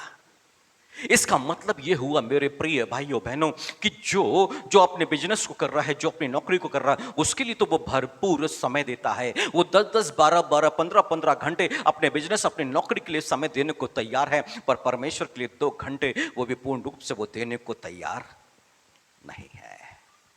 क्यों? ये रुकावटें क्यों हैं? क्योंकि कहीं ना कहीं उसके मन के अंदर में किसी को क्षमा ना करने वाली बातें मौजूद हैं, और इसलिए परमेश्वर से मेल मिलाप नहीं, इसलिए वो आनंद नहीं। क्योंकि लिखा यहोवा के निकट आनंद की भरपूरी है, वो यहोवा के निकट आके उस आनंद को प्राप्त नहीं कर पा रहे हैं। और इसलिए बाइबल कहती है जब तुम क्षमा ना करोगे, पूरे मन से क्षमा ना करोगे, अपने भाई को मन से क्षमा ना करेगा, तो मेरा पिता जो स्वर्ग में है तुमसे भी वैसा ही करेगा। इसका मतलब है किसी एक व्यक्ति से भी मन मिटाव है तो वहां से पापों की क्षमा नहीं मिली है, और जब वहां से पापों की क्षमा नहीं मिली है तो मनुष्य असफलता में रहेगा। Hallelujah, hallelujah. अब्राहम की पत्नी को ले गया है अबीमेलेक, परमेश्वर के कहने से वापस तो कर दिया है, पर किसी पत्नी के ऊपर भी दृष्टि को रखना एक पति को कैसे ये बातें सहन होगी, कितना क्रोध नहीं होगा उसके मन के अंदर में। परंतु परमेश्वर अबीमेलेक से कहता है वो तेरे लिए प्रार्थना करेगा, यानी कि अब्राहम को अब उसके लिए प्रार्थना करना है। परंतु कब प्रार्थना कर सकेगा, कब आशीष के लिए प्रार्थना कर सकता है? जब पूरे मन से उसको क्षमा कर दिया गया है। और जब अब्राहम ने उसको क्षमा किया है तभी तो वो प्रार्थना करा, और जब प्रार्थना किया तो परमेश्वर ने उसकी प्रार्थना को सुन करके उसके देश में से बांझपन को दूर कर दिया है। हालेलुया। बात यहां खत्म नहीं हो रही है, परंतु उसके तुरंत बाद अब परमेश्वर आ गया है अब्राहम के पास में। जैसे ही अब्राहम ने प्रार्थना किया है अबीमेलेक के लिए, उसका देश चंगा हो गया है, मृत्यु की बातें वहां से चले गई है। अब अबीमेलेक का देश से बांझपन दूर हो गया है, ये मृत्यु से बच गया है। पर बाइबल आगे कहती है, उत्पत्ति की किताब में 20 की 18वीं आयत पे लिखा है, क्योंकि यहोवा ने अब्राहम की पत्नी सारा के कारण अबीमेलेक के घर की सब स्त्रियों की कोखों को पूरी रीति से बंद कर दिया था। परंतु क्यों? ऊपर लिखा है 16वीं आयत में, सारा से उसने कहा, देख मैंने तेरे भाई को रुपए में 1000 टुकड़े दिए हैं, देख तेरे सारे संगियों के सामने वह तेरी आंखों का पर्दा बनेगी और उन सबों के सामने तू ठीक होगा। ये अबीमेलेक ने कहा। परंतु आगे, तब अब्राहम ने यहोवा से प्रार्थना की और यहोवा ने अबीमेलेक और उसकी पत्नी और दासियों को चंगा किया और वे बच्चों को जन्म देने लग गए। हालेलुया। पर 21 की पहली आयत में अब जाओ तो वहां लिखा है, यहोवा ने जैसा कहा था वैसा ही सारा की सुधि ली और उसके साथ अपने वचन के अनुसार किया। सारा अब्राहम से गर्भवती हुई और उसके बुढ़ापे में उसे नियुक्त समय पे जो परमेश्वर ने उससे ठहराया था एक पुत्र उत्पन्न हुआ। कब? जब अब्राहम ने अबीमेलेक को उसके देश के लिए प्रार्थना की है, उस देश पर आशीष आ गई है, तब परमेश्वर ने अब्राहम की सुधि ली है। अब अब्राहम के ऊपर में आशीष आ गई है। अब उसकी पत्नी गर्भवती हो गई जो बांझ कहलाती थी, अब बच्चे को उत्पन्न कर रही है। वो इसहाक को जन्म दिया है, एक धर्मी संतान को उसने जन्म दिया है। आप सोचिए, अब्राहम के जीवन पर एक आशीष रुकी हुई है। कब तक? क्योंकि उसने तो एक गुनाह कर चुका है, और कौन सा गुनाह? हाजिरा को लेकर के इस्माइल को पैदा किया है। अभी उससे तो उसको क्षमा मिलनी चाहिए ना। परमेश्वर उसको भी तो नजरअंदाज करे, उस पर भी तो परमेश्वर अपनी दया दिखाए। पर कैसे? जब ये दूसरों को क्षमा करेगा तब इसके भी तो जीवन के जो भी बंधन है उससे परमेश्वर आजाद करेगा, उसको क्षमा करेगा। और जैसे उसको क्षमा मिलती है, और वैसे ही इसकी पत्नी अभी गर्भवती हो गई है, इसहाक को जन्म दिया है। आपके भी जीवन पर देखिए ना, कहां कहां विफलताएं हैं, असफलताएं हैं, कहां पर आप निराशा का जीवन जी रहे हैं, कहां पर आप मानसिक चिंताओं से आजाद नहीं हो पा रहे हैं। और चिंता का विषय है क्योंकि कहीं ना कहीं तो आपका मन मिटाव है, अनबन है। Hallelujah, hallelujah. यदि बाइबल शुरू में ही हमने सुना है, शुरू में ही जब यीशु मसीह ने कहा मेरी नहीं तेरी इच्छा पूरी हो जाए, वैसे ही स्वर्गदूत नजर आया जो उसको सामर्थ्य दिया करता था। यदि आप निर्णय लेते हैं, हाँ इस व्यक्ति की हमने आदर नहीं किया, इसका हमने सम्मान नहीं किया, इसको हमने क्षमा नहीं किया, इससे हम गलत व्यवहार करते हैं, इसके लिए हमारे मन में कटुता है, इससे हमारा बैर है, प्रभु जी हम क्षमा करना चाहते हैं, हमारी नहीं बल्कि हम तेरी इच्छा को पूरा करना चाहते हैं, हम मेल मिलाप करना चाहते हैं और आज ही करना चाहते हैं, और तभी पवित्र आत्मा आप पर आएगा। क्योंकि परमेश्वर का राज्य खाना पीना नहीं। हालेलुया। कईयों को लगता है 1 लाख सैलरी है, 1.5 लाख सैलरी है, जीवन में कोई कमी घटी नहीं है, पर लौदीकिया की कलीसिया को यीशु मसीह ने कहा तू नंगा है, अंधा है, सुरमा ले ले और अपनी आंखों में लगा ले कि तुझे दिखाई देने पड़ जाएगा। हालेलुया। उस सुरमा की आवश्यकता है, वो आंखों में वो काजल लगाने की आवश्यकता है जो दिखाई देने लग जाए। यीशु मसीह ने डांट लगाई है मत्ती के सुसमाचार में, दूसरों की आंखों के तू तिनके को देख रहा है, तुझे अपनी आंख का लठ दिखाई नहीं देता है। इसका मतलब है मन से क्षमा, मन से क्षमा। और परमेश्वर के राज्य में ऐसा ही होता है, और यीशु मसीह ने प्रकट कर दिया है कि भाई मेरे राज्य में तो ऐसा होता है, यहां पर जब तक तुम मन से क्षमा ना करोगे तो तुम्हारे भी अपराधों को क्षमा नहीं करेंगे, और जब तक अपराधों को क्षमा नहीं करेंगे तब तक आपका कठिन परिश्रम होता चला जाएगा, आपका परिश्रम बढ़ता चला जाएगा। Hallelujah, hallelujah. मतलब कि जब एक मनुष्य परमेश्वर के राज्य में आके उसके स्वभाव को अपनाता है, उसके राज्य की बातों को ग्रहण करता है, तब क्या हो जाएगा, उसका परिश्रम समाप्त होना शुरू हो जाएगा, कल की चिंता करना उसका बंद होता चला जाएगा। हालेलुया। जितने प्राइवेट जॉब कर रहे हैं उनको अपने भविष्य की चिंता है, आगे कैसा होगा, आगे उनके मन के अंदर में बहुत सारी प्लानिंग होगी। ठीक है, इस जॉब के बाद में हम ये कर लेंगे, ये कर लेंगे, ये कर लेंगे। ये चिंता का विषय क्यों है? क्योंकि कहीं ना कहीं मानसिक बंधन अभी मौजूद है। हालेलुया। पर जिसके पास में ये चिंता नहीं, उसको अच्छी पकी पकाई सैलरी आ रही है, आगे पेंशन भी है, आगे बड़ा पैसा भी मिलने वाला है, पर जीवन में वो कहीं किसी बंधन में है, परंतु उस बंधन से वो आजाद नहीं हो पा रहा है। क्यों? क्योंकि उस बंधन में इसलिए है क्योंकि वो किसी को माफ नहीं कर पा रहा है। और यूहन्ना के पहले पत्र में लिखा है, जब आपस में हमारी सहभागिता होगी तब यीशु का लहू हमें हमारे सारे गुनाहों से क्या करेगा, पवित्र करेगा, धो देगा, शुद्ध कर देगा। पर कब? जब आपस में सहभागिता, आपस में मेल मिला। Hallelujah, hallelujah. मसीही लोगों को देखे तो क्रिसमस की नाइट में, ईस्टर में वो बहुत एक दूसरे को किस करते हैं, पर कब वो क्या करते हैं, क्रिसमस से 1 महीने पहले सारे रिलेशन सही कर लेते हैं। क्यों? क्योंकि ट्रेडिशनल चर्च के अंदर में ये चूमा चाटी बहुत चलता है, वो दिखाने के लिए ना कि हमारी बहुत है। क्यों? नहीं तो अकेले खड़े रहेंगे, सब एक दूसरे से मिल रहे हैं, तो मजबूरी होती है मेल मिलाप करो, नहीं तो किसको ऐसा प्यार दिखा पाएंगे क्रिसमस के दिन में? नहीं तो फिर क्या होता है, जैसे हम रोमन कैथोलिक बैकग्राउंड से थे तो रात में चर्च, सुबह चर्च, और फिर उसके बाद उसका तो इंसान क्या करता था, सुबह वाला चर्च, ज्यादा भीड़ नहीं आती ना, वहां होके आ जाओ, मेल मिलाप नहीं था, वो छुप के जाके छुप के आना। हालेलुया। नहीं तो सबसे पीछे बैठो और चुपचाप से निकल जाओ, किसी से मिलना जुलना नहीं। ये जो राज्य है ना परमेश्वर का, ये मेलजोल मेल मिलाप का राज्य है। यहां पे एकांत अकेलापन वाला जीवन नहीं चलता है, यहां पे मेल मिलाप की जरूरत है। और इसलिए बाइबल यहां पर इब्रानियों के नाम पत्र में कहती है 12:14 में, इब्रानियों के नाम पत्र 12:14 में लिखा हुआ है, सबसे मेल मिलाप रखो और उस पवित्रता के खोजी हो जिसके बिना कोई प्रभु को कदापि ना दिखेगा। किसके खोजी रहो? परमेश्वर के राज्य की खोज, परमेश्वर की धार्मिकता की खोज, परंतु साथ में मेल मिलाप के लिए। कैसे मेल मिलाप हो सके, कैसे एक अच्छा रिलेशन हो सके, क्या किया जा सके कि ये रिश्ते अच्छे हो सके। हालेलुया।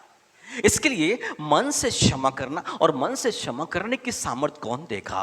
प्रभु यीशु मसीह देगा।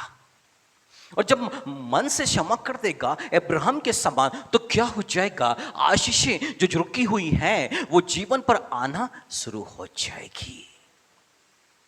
यानी कि आपकी आशीषें कहां पर रुकी हुई है? जब तक आप क्षमा नहीं करेंगे तब तक वो रुकी हुई है, और जैसे क्षमा कर दिया जाएगा आपकी आशीषें आपको मिलना शुरू हो जाएगी।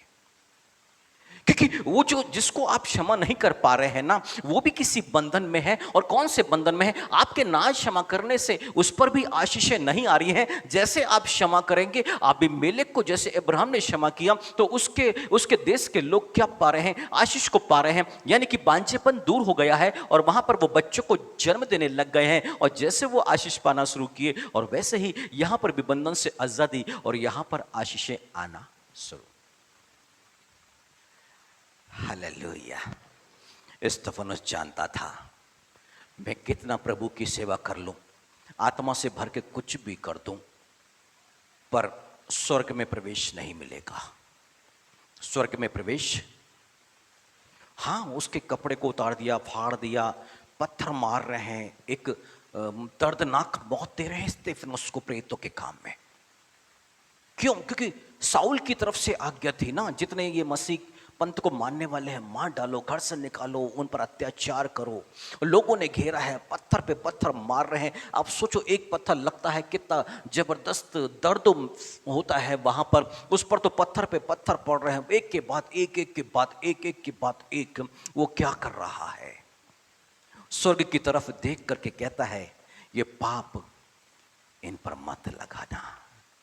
हालेलुया।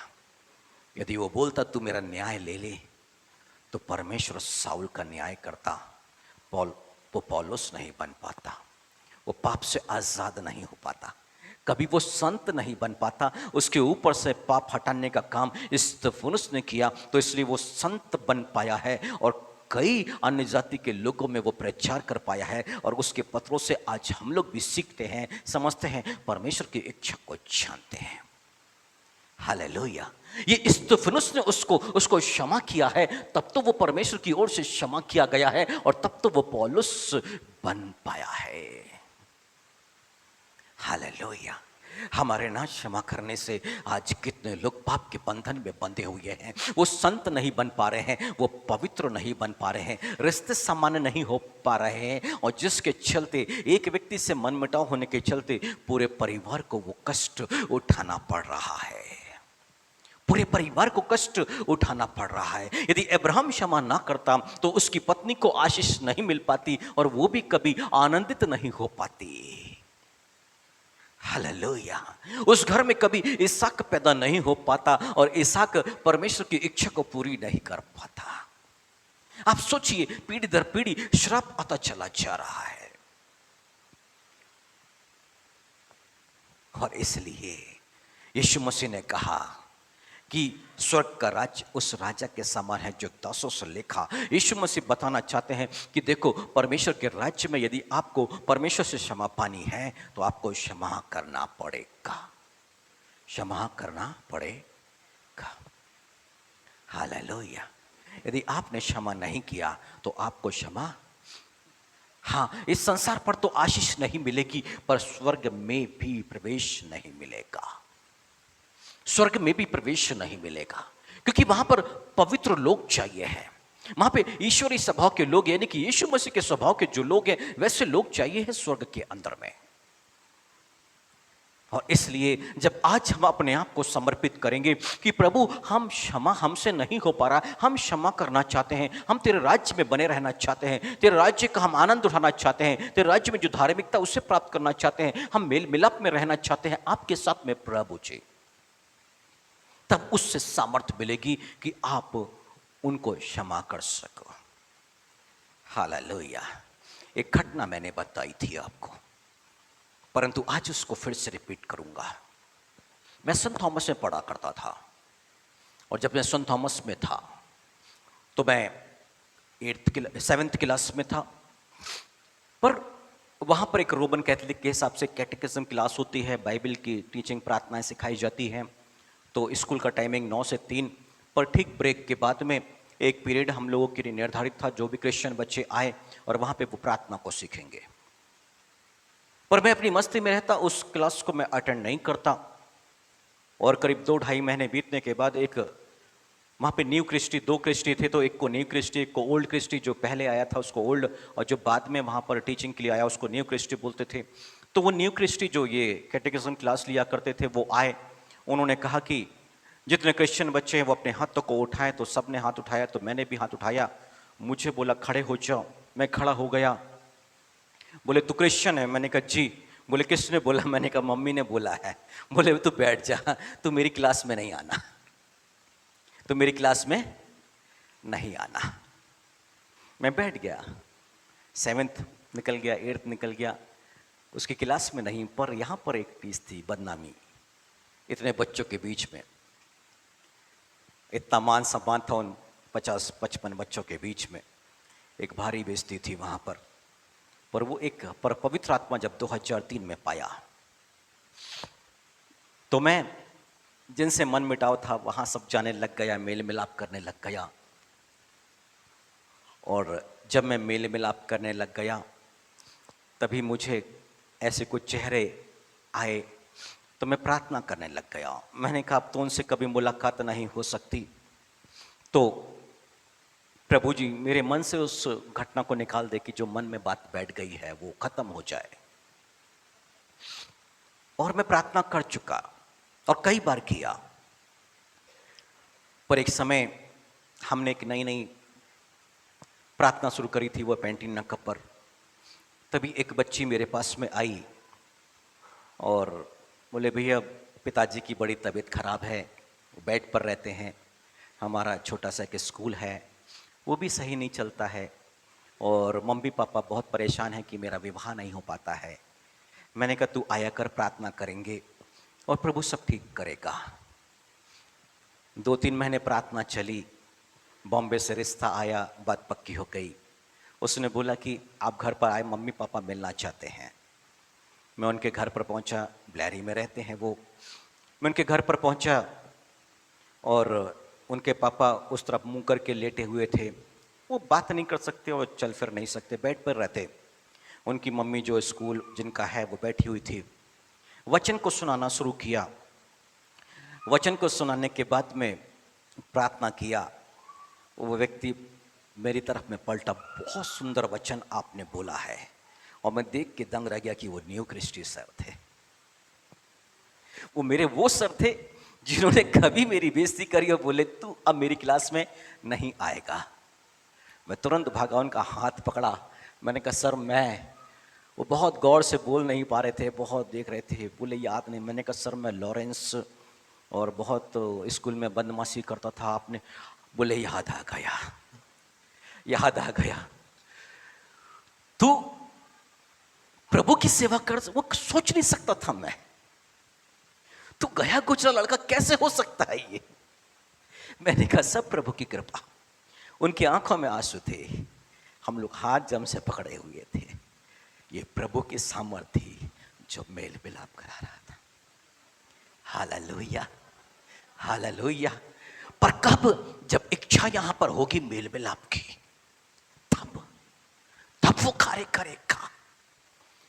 जब तक अपनी इच्छा को हम प्रकट नहीं करेंगे कि हम करना चाहते हैं, तब तक नहीं हो पाएगा। उन्होंने कहा तू हर हफ्ते आना, जितना तेरा घर है तू यहां पर आ। आज तेरे वचन को सुना है, प्रभु के वचन को तेरे मुख से सुना है। हम तो इतना नहीं जानते हैं, हमें बाइबल की इतनी समझ नहीं है, पर अंत का समय है, तू आया कर, हमें कम से कम प्रभु की आशीष तो मिले। Hallelujah, hallelujah. माफ कर देने मात्र से, प्रार्थना कर लेने मात्र से, उसी के सम्मुख में प्रभु ने शिरोमणि ठहरा दिया। हालेलुया। वो प्रभु क्या चाह रहा है हमसे? वो इंतजार कर रहा है कि हम मेल मिलाप करें। सास से नहीं पटती, ससुर से, आप छोटा बने, भाई बहनों से नहीं पट रही, किसी बात का विवाद है, छोड़िए, छोड़ दीजिए। लिखा है कि तेरा कुर्ता कोई छीनना चाहे तो दे दे, चादर भी उठा के दे, जो कुछ तेरे पास में दे दे, दे दे, दे दे। Hallelujah, hallelujah. तू दे दे, क्योंकि दिया करो तो तुम्हें। हमने बहुत कुछ दिया है, गवाह हैं, पर उसके बदले हमें मिला क्या?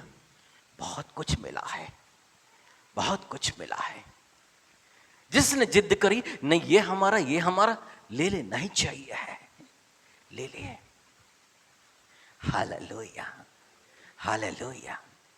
हमने चंदा किया चर्च का, हमारे पास में बहुत गुंजाइश नहीं थी, क्योंकि पेंटिंग नक्का में हमको बोल दिया गया कि भाई बना लो, चर्च के लिए हम देना चाहते हैं। बहुत मुश्किल से 1.25 लाख रुपए इकट्ठा हुआ, 300 स्क्वायर फीट का हॉल बनाया। एक दिन आया कि उन्होंने बोला ये हमको जरूरत है, हमने तुरंत खाली कर दिया, तुरंत खाली। हमें 8 महीना जॉनसन स्कूल में किराए ऐसे लेकर के चर्च चलाना पड़ा, पर हमने छोड़ा कितना? 280 स्क्वायर फीट, और हमें मिला कितना? घमापुर में 1000 स्क्वायर फीट का हॉल। हालेलुया। वो क्या कर रहा है? जो मांगे तो दे दे, तुरंत छोड़ते हैं हम, तुरंत। जिसने बोला ठीक है ले लो, उसके बाद हमें मालूम है कि हमारे पास एक बड़ा प्रतिफल है, क्योंकि वहां से आएगा, क्योंकि उसने कहा है दिया करो तो तुम्हें दिया जाएगा, कोई छीनता भी है तो दे दो।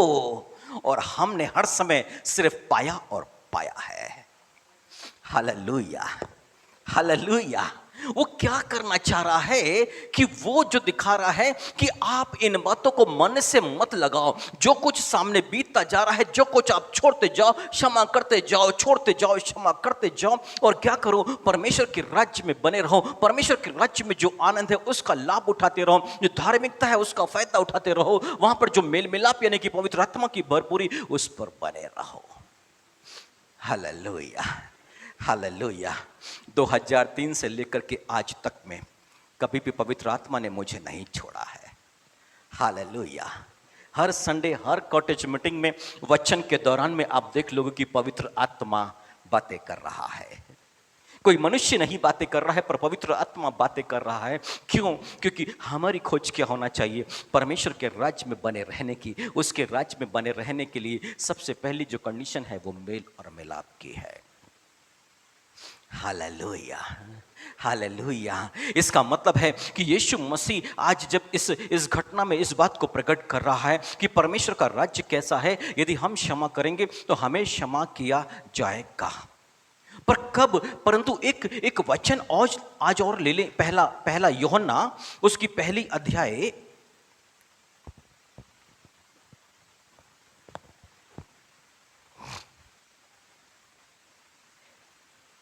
उसकी 7वीं आयत से लेते हैं। यदि जैसा वह ज्योति में है वैसे ही हम भी ज्योति में चलें। हालेलुया। थोड़ा सा देखिए ना, यहां पर बाइबल कहती है जैसा यीशु मसीह ज्योति में है वैसा ही हम भी ज्योति में चले।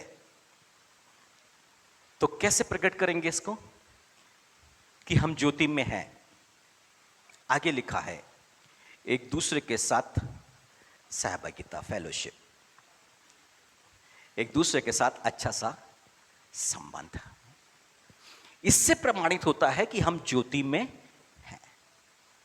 आप सोचिए ना कि यदि आपका किसी से अनबन है, आप माफ नहीं कर पा रहे हैं, वो सगे भाई बहन हो सकते हैं, भाई भाई हो सकते हैं, सगी बहन हो सकती है, माँ बाप और बच्चे हो सकते हैं, सास और बहू का संबंध हो सकता है, बहू और सास ससुर के साथ के संबंध, नंद के साथ के संबंध, जितने जो रिश्ते हैं आपस में नहीं बनती हैं,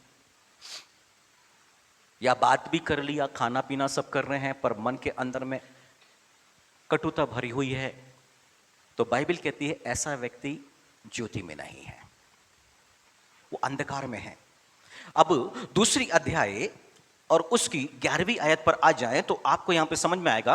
यहां लिखा जो कोई अपने भाई मतलब विश्वासी लोग है, बाइबल कहती है, से बैर रखता है वह अंधकार में मतलब शैतान के दासत्व में है और अंधकार में चलता और नहीं जानता कि कहां जाता है, क्योंकि अंधकार ने उसकी आंखें अंधी। यानी कि एक व्यक्ति से भी मेल मिलाप नहीं है, बैर की भावना है, रिलेशन सही नहीं है, तो व्यक्ति अंधकार में है और उसको नहीं मालूम कहां जा रहा है। वो तो जीवन में तो नहीं जा रहा है, वो स्वर्ग राज्य में तो नहीं जा रहा है, वो अनंत जीवन में तो नहीं जा रहा है, पर वो भटक रहा है। हालेलुया। वो बहुत अच्छे अच्छे गीतों को गाता होगा, वो बहुत अच्छी आराधना, बहुत अच्छी प्रार्थना होगी, बाइबल का भयंकर डीप नॉलेज होगा, पर वो फिर भी अंधकार में होगा, क्योंकि उसका मेल मिलाप सही नहीं है। बाइबल कहती है वो अंधकार में है, और जो अंधकार में है वो ठोकर खाएगा, बार बार बार बार पाप में गिरेगा। हालेलुया। परंतु आगे लिखा है, यदि जैसा वह ज्योति में है वैसा हम भी ज्योति में चले तो एक दूसरे से सहभागिता रखते, हाँ, एक दूसरे के साथ में फेलोशिप। और आगे लिखा है, उसके पुत्र यीशु का लहू, उसके पुत्र एक दूसरे के साथ जो सहभागिता रखता है, तो यीशु का लहू कौन से पापों से शुद्ध कर रहा है फिर? ओहो, अब तो मुश्किल है ना। यहां पर एक व्यभिचारी इंसान प्रभु के पास में आए, मुझे माफ कर। 5-6 घंटे उसने प्रार्थना किया और उसको लगा कि माफ हो गया, पर नहीं हुई माफी। एक मूर्ति पूजक खूब प्रसाद खाया, खूब मूर्ति की आराधना करी और प्रभु के पास में आया, ठीक है अभी मूर्ति नहीं, अभी यीशु की आराधना के अलावा कुछ नहीं है। वो बहुत हफ्ते भर फास्टिंग रहा, सब कुछ रहा, परंतु माफी नहीं मिली है। माफी मूर्ति पूजा से माफी नहीं है, व्यभिचार से माफी नहीं है, चोरी है, डकैती है, किसी का मर्डर किया है, माफी नहीं है। माफी नहीं है। पर क्यों नहीं है? यहां लिखा है, यदि एक दूसरे से सहभागिता रखते हैं तो उसके पुत्र यीशु का लहू सब पापों से शुद्ध करता है। यानी कि जब तक मेल मिलाप नहीं, तब तक परमेश्वर से मेल मिलाप भी नहीं है, और जब तक मेल मिलाप नहीं है वहां पर भी, तब तक मनुष्य अपने दूसरे पापों से शुद्ध नहीं हुआ है। हालेलुया। आपने बपतिस्मा लिया होगा, छिड़काव का लिया होगा, बड़े होके आपने डूब का लिया है, पाप तो वहीं के वहीं है, पाप तो नहीं धुले, वहीं के वहीं, क्योंकि मन मटाव चल रहा है, सही रिलेशन नहीं है। Hallelujah, hallelujah. मेल मिलाप का मतलब है, यीशु मसीह ने कहा, जैसा मैंने तुमसे प्रेम किया वैसा तुम एक दूसरे से प्रेम रखो। हाँ, प्राण देने तक जिसके साथ रिलेशन है, संबंध है, अब उसके लिए क्या करो? सब कुछ कर दो। पर घर टूट रहे हैं, अलग अलग हो रहे हैं सब। क्यों? क्योंकि सब स्वार्थी है। अंतिम समय में कठिन कठिन समय आएगा, अंतिम दिनों में कठिन समय आएगा, और लोग क्या हो जाएंगे? स्वार्थी हो जाएंगे। लोग स्वार्थी हो जाएंगे। इसका मतलब है कि लोग अपने बारे में सोचेंगे, वो दूसरों के बारे में नहीं सोचेंगे। अपना पैसा अपने बारे में। घर में कोई कंगाली हालत पर रहे, खाने को रहे या ना रहे, बस मैं और मेरी संतान, बस। ये मेल मिलाप का चिन्ह नहीं है, ये मेल मिलाप का चिन्ह नहीं है। यीशु मसीह ने अपने प्राणों को क्रूस पर दिया है। अब वो क्या चाहता है? अपना सब कुछ दे दो, अपना सब कुछ। हालेलुया। यानी कि अब्राहम की संतान है तो अब्राहम के समान कार्य करो, यीशु मसीह कहते हैं। परंतु अब्राहम ने क्या किया? अब्राहम के चरवाहे और लूत के चरवाहों में अनबन होने लग गई, लड़ाई झगड़े होने लग गए। क्यों? चराइयां कम है, लूत की भेड़ें भी वहीं पर चल रही हैं, और अब्राहम की भी। अब उनके जो चरवाहे आपस में लड़ते और रोज का नियम हो गया है। तब अब्राहम ने लूत को बुलाया, ठीक है भाई, तू चुन ले कौन सा तेरे को चाहिए है। अब्राहम तो चाचा ना, वो तो उसका भतीजा है, वो दे देता, तू वहां जा, वहां पर अपनी भेड़ों को, अपने बड़े होने का फायदा उठा सकता था। परंतु इस चाचा ने क्या किया? तू जगह चुन ले, तेरे को जो चाहिए तू ले ले। तू उत्तर जाएगा, मैं दक्षिण चले जाऊंगा, तू पूर्व जाएगा, मैं पश्चिम चले जाऊंगा। लूत ने क्या किया? हरियाली वाली जगह को चुना, और अब्राहम के हिस्से में क्या आया? बंजर जमीन। अब परमेश्वर कहता, चल ले तू यहां से, जितना घूम फिर ले वो सब तेरे को मैं दे दूंगा। हालेलुया। परमेश्वर के राज्य और उसकी धार्मिकता की खोज करो, सारी चीजें तुम्हें यूं ही मिलेगी। अब परमेश्वर ने कार्य करना शुरू किया है। अब्राहम तो बेचारा यहाँ वहाँ भटक रहा है, अब उसके बच्चे भी हो रहे हैं, इसहाक भी हो गया, इसहाक से अभी तो याकूब भी आ गया। अब याकूब से 12 संतान है, वो मिस्र में चले गए हैं, परंतु परमेश्वर कार्य में लगा है। कनानियों को, हित्तियों को, परिचियों को यूं ही देने का वायदा किया है। वो उसको उपजाऊ बना रहे हैं, बंजर जमीन पर वो परिश्रम कर रहे हैं। मेरे लोग यहाँ पे परिश्रम नहीं करेंगे, कनानी करेंगे, हित्ती करेंगे, ये दुष्ट जाति है, मेहनत ये करेगी और मेरे लोग आकर के रहेंगे।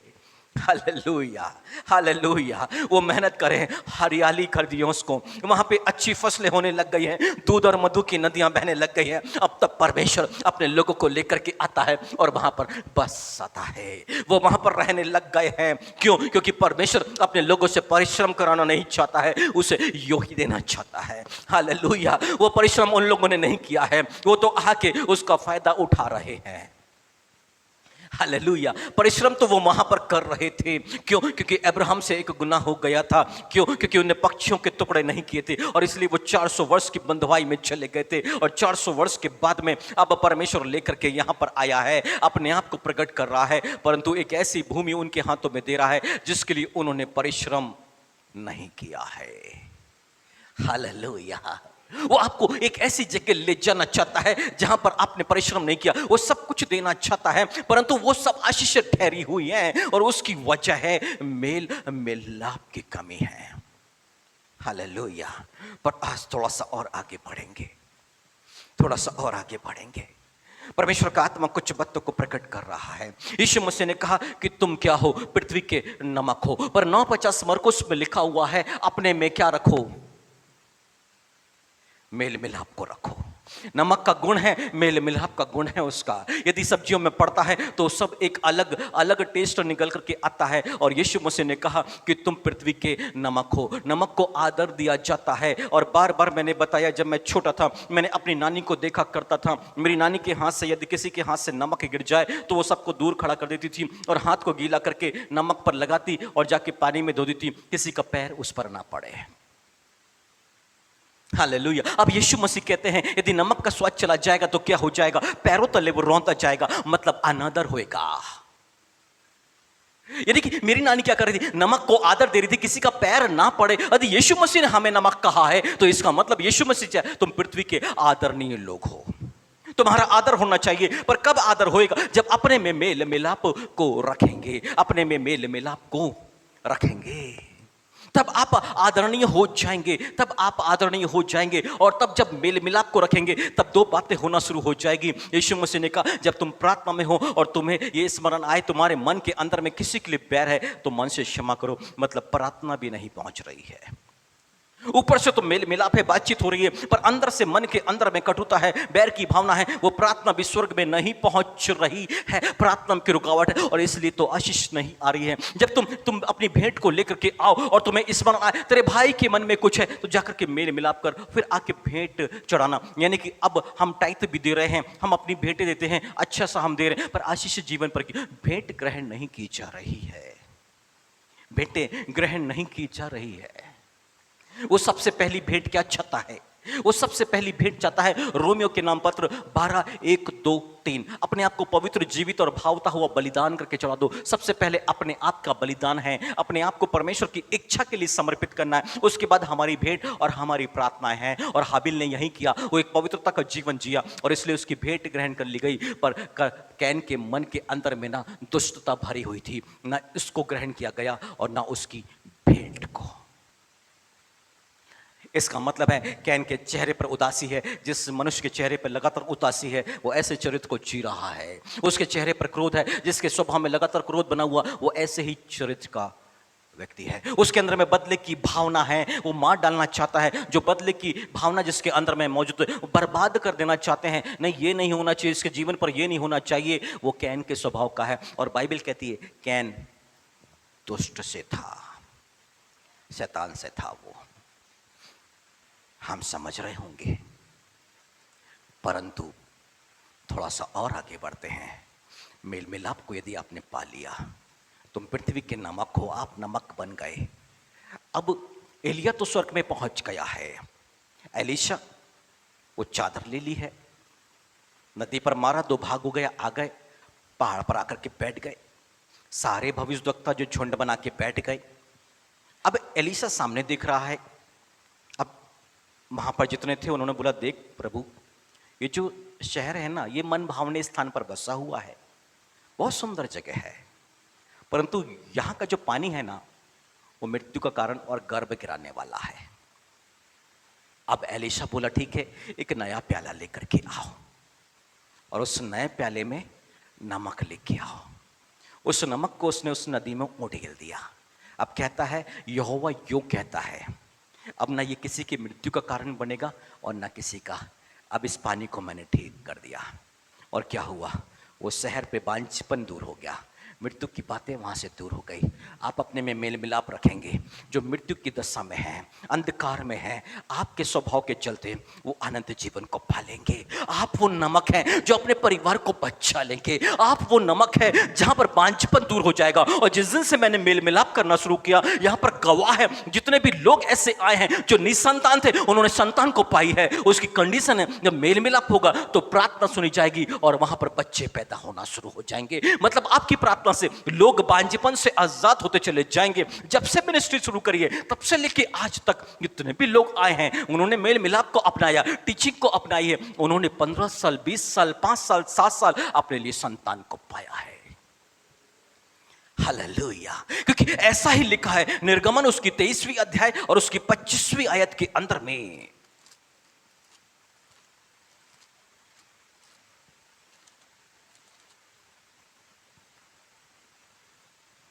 यहां पर लिखा हुआ है, तू अपने परमेश्वर यहोवा की उपासना करना, तब वह तेरे अन्न जल पर आशीष देगा। और उपासना कैसी? आप जब मेल मिलाप के साथ प्रार्थना में जा रहे हैं तो प्रार्थना सुनी जा रही है, वो आराधना ग्रहण की जा रही है। यदि आप मेल मिलाप के साथ जा रहे हैं तो भेंट यानी कि आपको भी ग्रहण किया जा रहा है और आपकी भेंटों को भी ग्रहण किया जा रहा है। बाइबल कहती है, जब ऐसी आराधना करोगे तो परमेश्वर क्या करेगा? तेरे अन्न और जल पर आशीष देगा। हालेलुया। हाँ, तेरे अन्न और किस पर? जल पर आशीष देगा। अभी प्यूरीफायर का पानी पिएंगे तो दूसरा पानी पिएंगे तो पेट खराब हो जाएगा, पर परमेश्वर की आशीष प्यूरीफायर से भी ज्यादा बढ़िया आएगी। जल पर भी आशीष आएगी तो उससे जॉइंटिस भी नहीं होएगा और टाइफाइड भी नहीं होगा। वो तेरे जल पर कब? जब तू मेल मिलाप के साथ में रहेगा तो तेरे जल पर भी आशीष आएगी। हालेलुया। अन्न पर भी आशीष देगा। इसका मतलब कि वो बढ़ती होते चले जाएगी। मतलब आर्थिक स्थितियां ठीक होती जा रही हैं। क्यों? क्योंकि परमेश्वर आपको ग्रहण कर रहा है, आपकी प्रार्थना को ग्रहण कर रहा है और भेंट को ग्रहण कर रहा है। तो भेंट का प्रतिफल तो आपके जीवन पर आना, नहीं तो फिर संघर्ष शुरू हो जाएगा। परंतु आगे लिखा हुआ है, और तेरे बीच में से रोग बीमारी को दूर करूंगा। Hallelujah, hallelujah. तेरे बीच में से बीमारी को दूर करूंगा। आप बीमार हैं, बच्चा बीमार, सबको वो परमेश्वर क्या करेगा? ठीक चंगा करना शुरू कर देगा। पर कब चंगा करेगा? जब आप उसकी उपासना करेंगे। पर कैसी उपासना? मेल मिलाप के सत्य में। तब आपका शरीर गंभीर नहीं रहेगा, वो बीमार नहीं रहेगा, उस बीमारी से आप आजाद। इसका मतलब है, बाइबल ये दिखा रही है, बीमारी से चंगाई का जो रुकावट का जो कारण है, इस मन के अंदर में टटोलना है कि कहां पर क्या हो रहा है, हम किसको क्षमा नहीं कर, किसको माफ नहीं कर पा रहे हैं।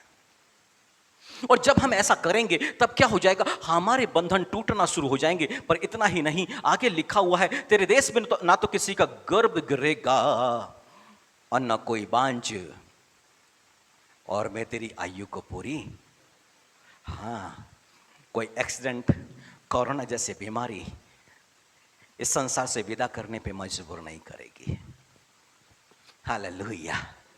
मतलब कैसे भी विपत्ति इस संसार पर आ जाए, पर आप क्या करेंगे? अपनी आयु को पूरी करेंगे। आपको बीमारी परेशान नहीं करेगी, शैतान परेशान नहीं करेगा। आप भले चंगे, यदि बीमार भी हैं तो भी चंगे हो जाएंगे। हालेलुया।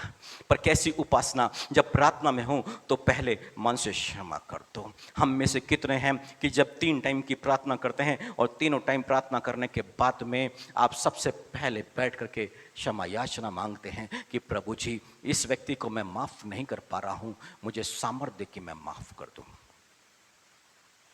हालेलुया।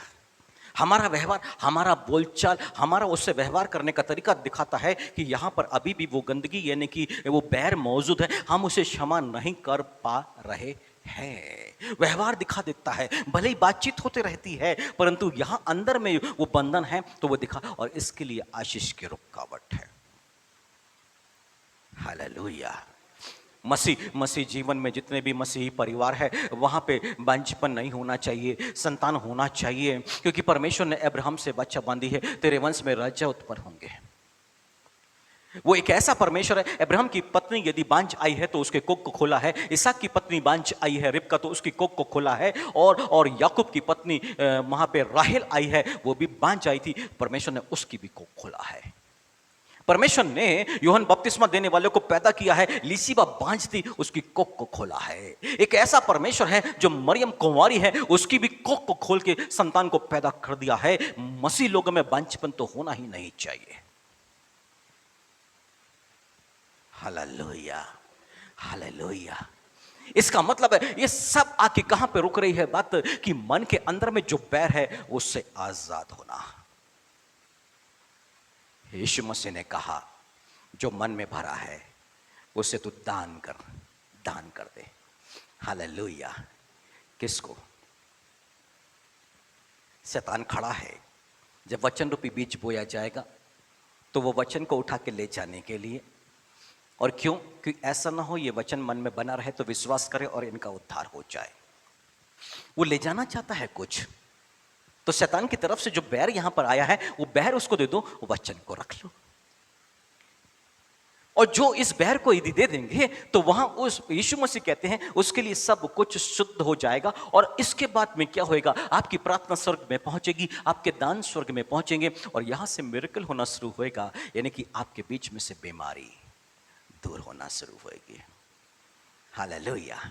आपके अन्न और जल पर आशीष आना शुरू होएगी। हालेलुया। तेरे देश में, घर तो छोड़ो, तेरे देश में ना तो किसी का गर्भ गिरेगा और ना कोई बांझ होगी। मेल मिलाप, तुम पृथ्वी के नमक हो, अपने में मेल मिलाप को रखो। बिना मेल मिलाप के कोई प्रभु को नहीं देखेगा। हालेलुया, हालेलुया, हालेलुया। यानी कि मसीह जीवन में बढ़ना है तो शुरुआत यहां से करनी पड़ेगी। उसके राज्य पे बना रहना है तो मेल मिलाप यहीं से करना पड़ेगा। Hallelujah, hallelujah. जब से हमने मिनिस्ट्री शुरू करी है, एक कंडीशन हमने रखी है कि हम एक घर पे मीटिंग करेंगे। आप अपने रिश्तेदारों को बुलाओ, आप हमको खाना वाना मत दो, हमें कुछ नहीं चाहिए है। आप क्या करो, आपस में खाना बनाओ, कभी उस घर में मीटिंग कर लो तो वहाँ पर आप लोग खाना वाना का व्यवस्था कर लो, उससे मेल मिलाप बढ़ेगा। शुरू से जब से हमने ये 2008 से हमने ये कॉटेज मीटिंग शुरू करी है, और तब से एक ही बात बोल रहे हैं कि आप अपने घर में सिर्फ चर्च के लोगों को ही नहीं, परंतु आप क्या करो, अपने कुटुंबियों को बुलाओ, अपने कुटुंबियों को बुलाओ। अकेले मीटिंग करा करके अकेले बैठ जाना वो मीटिंग नहीं है, वो तो चर्च में आके वचन हम सुन लेते हैं।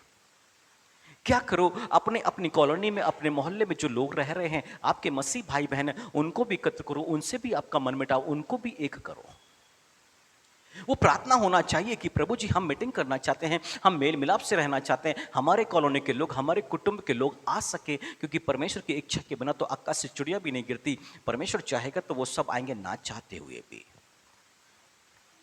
हालेलुया।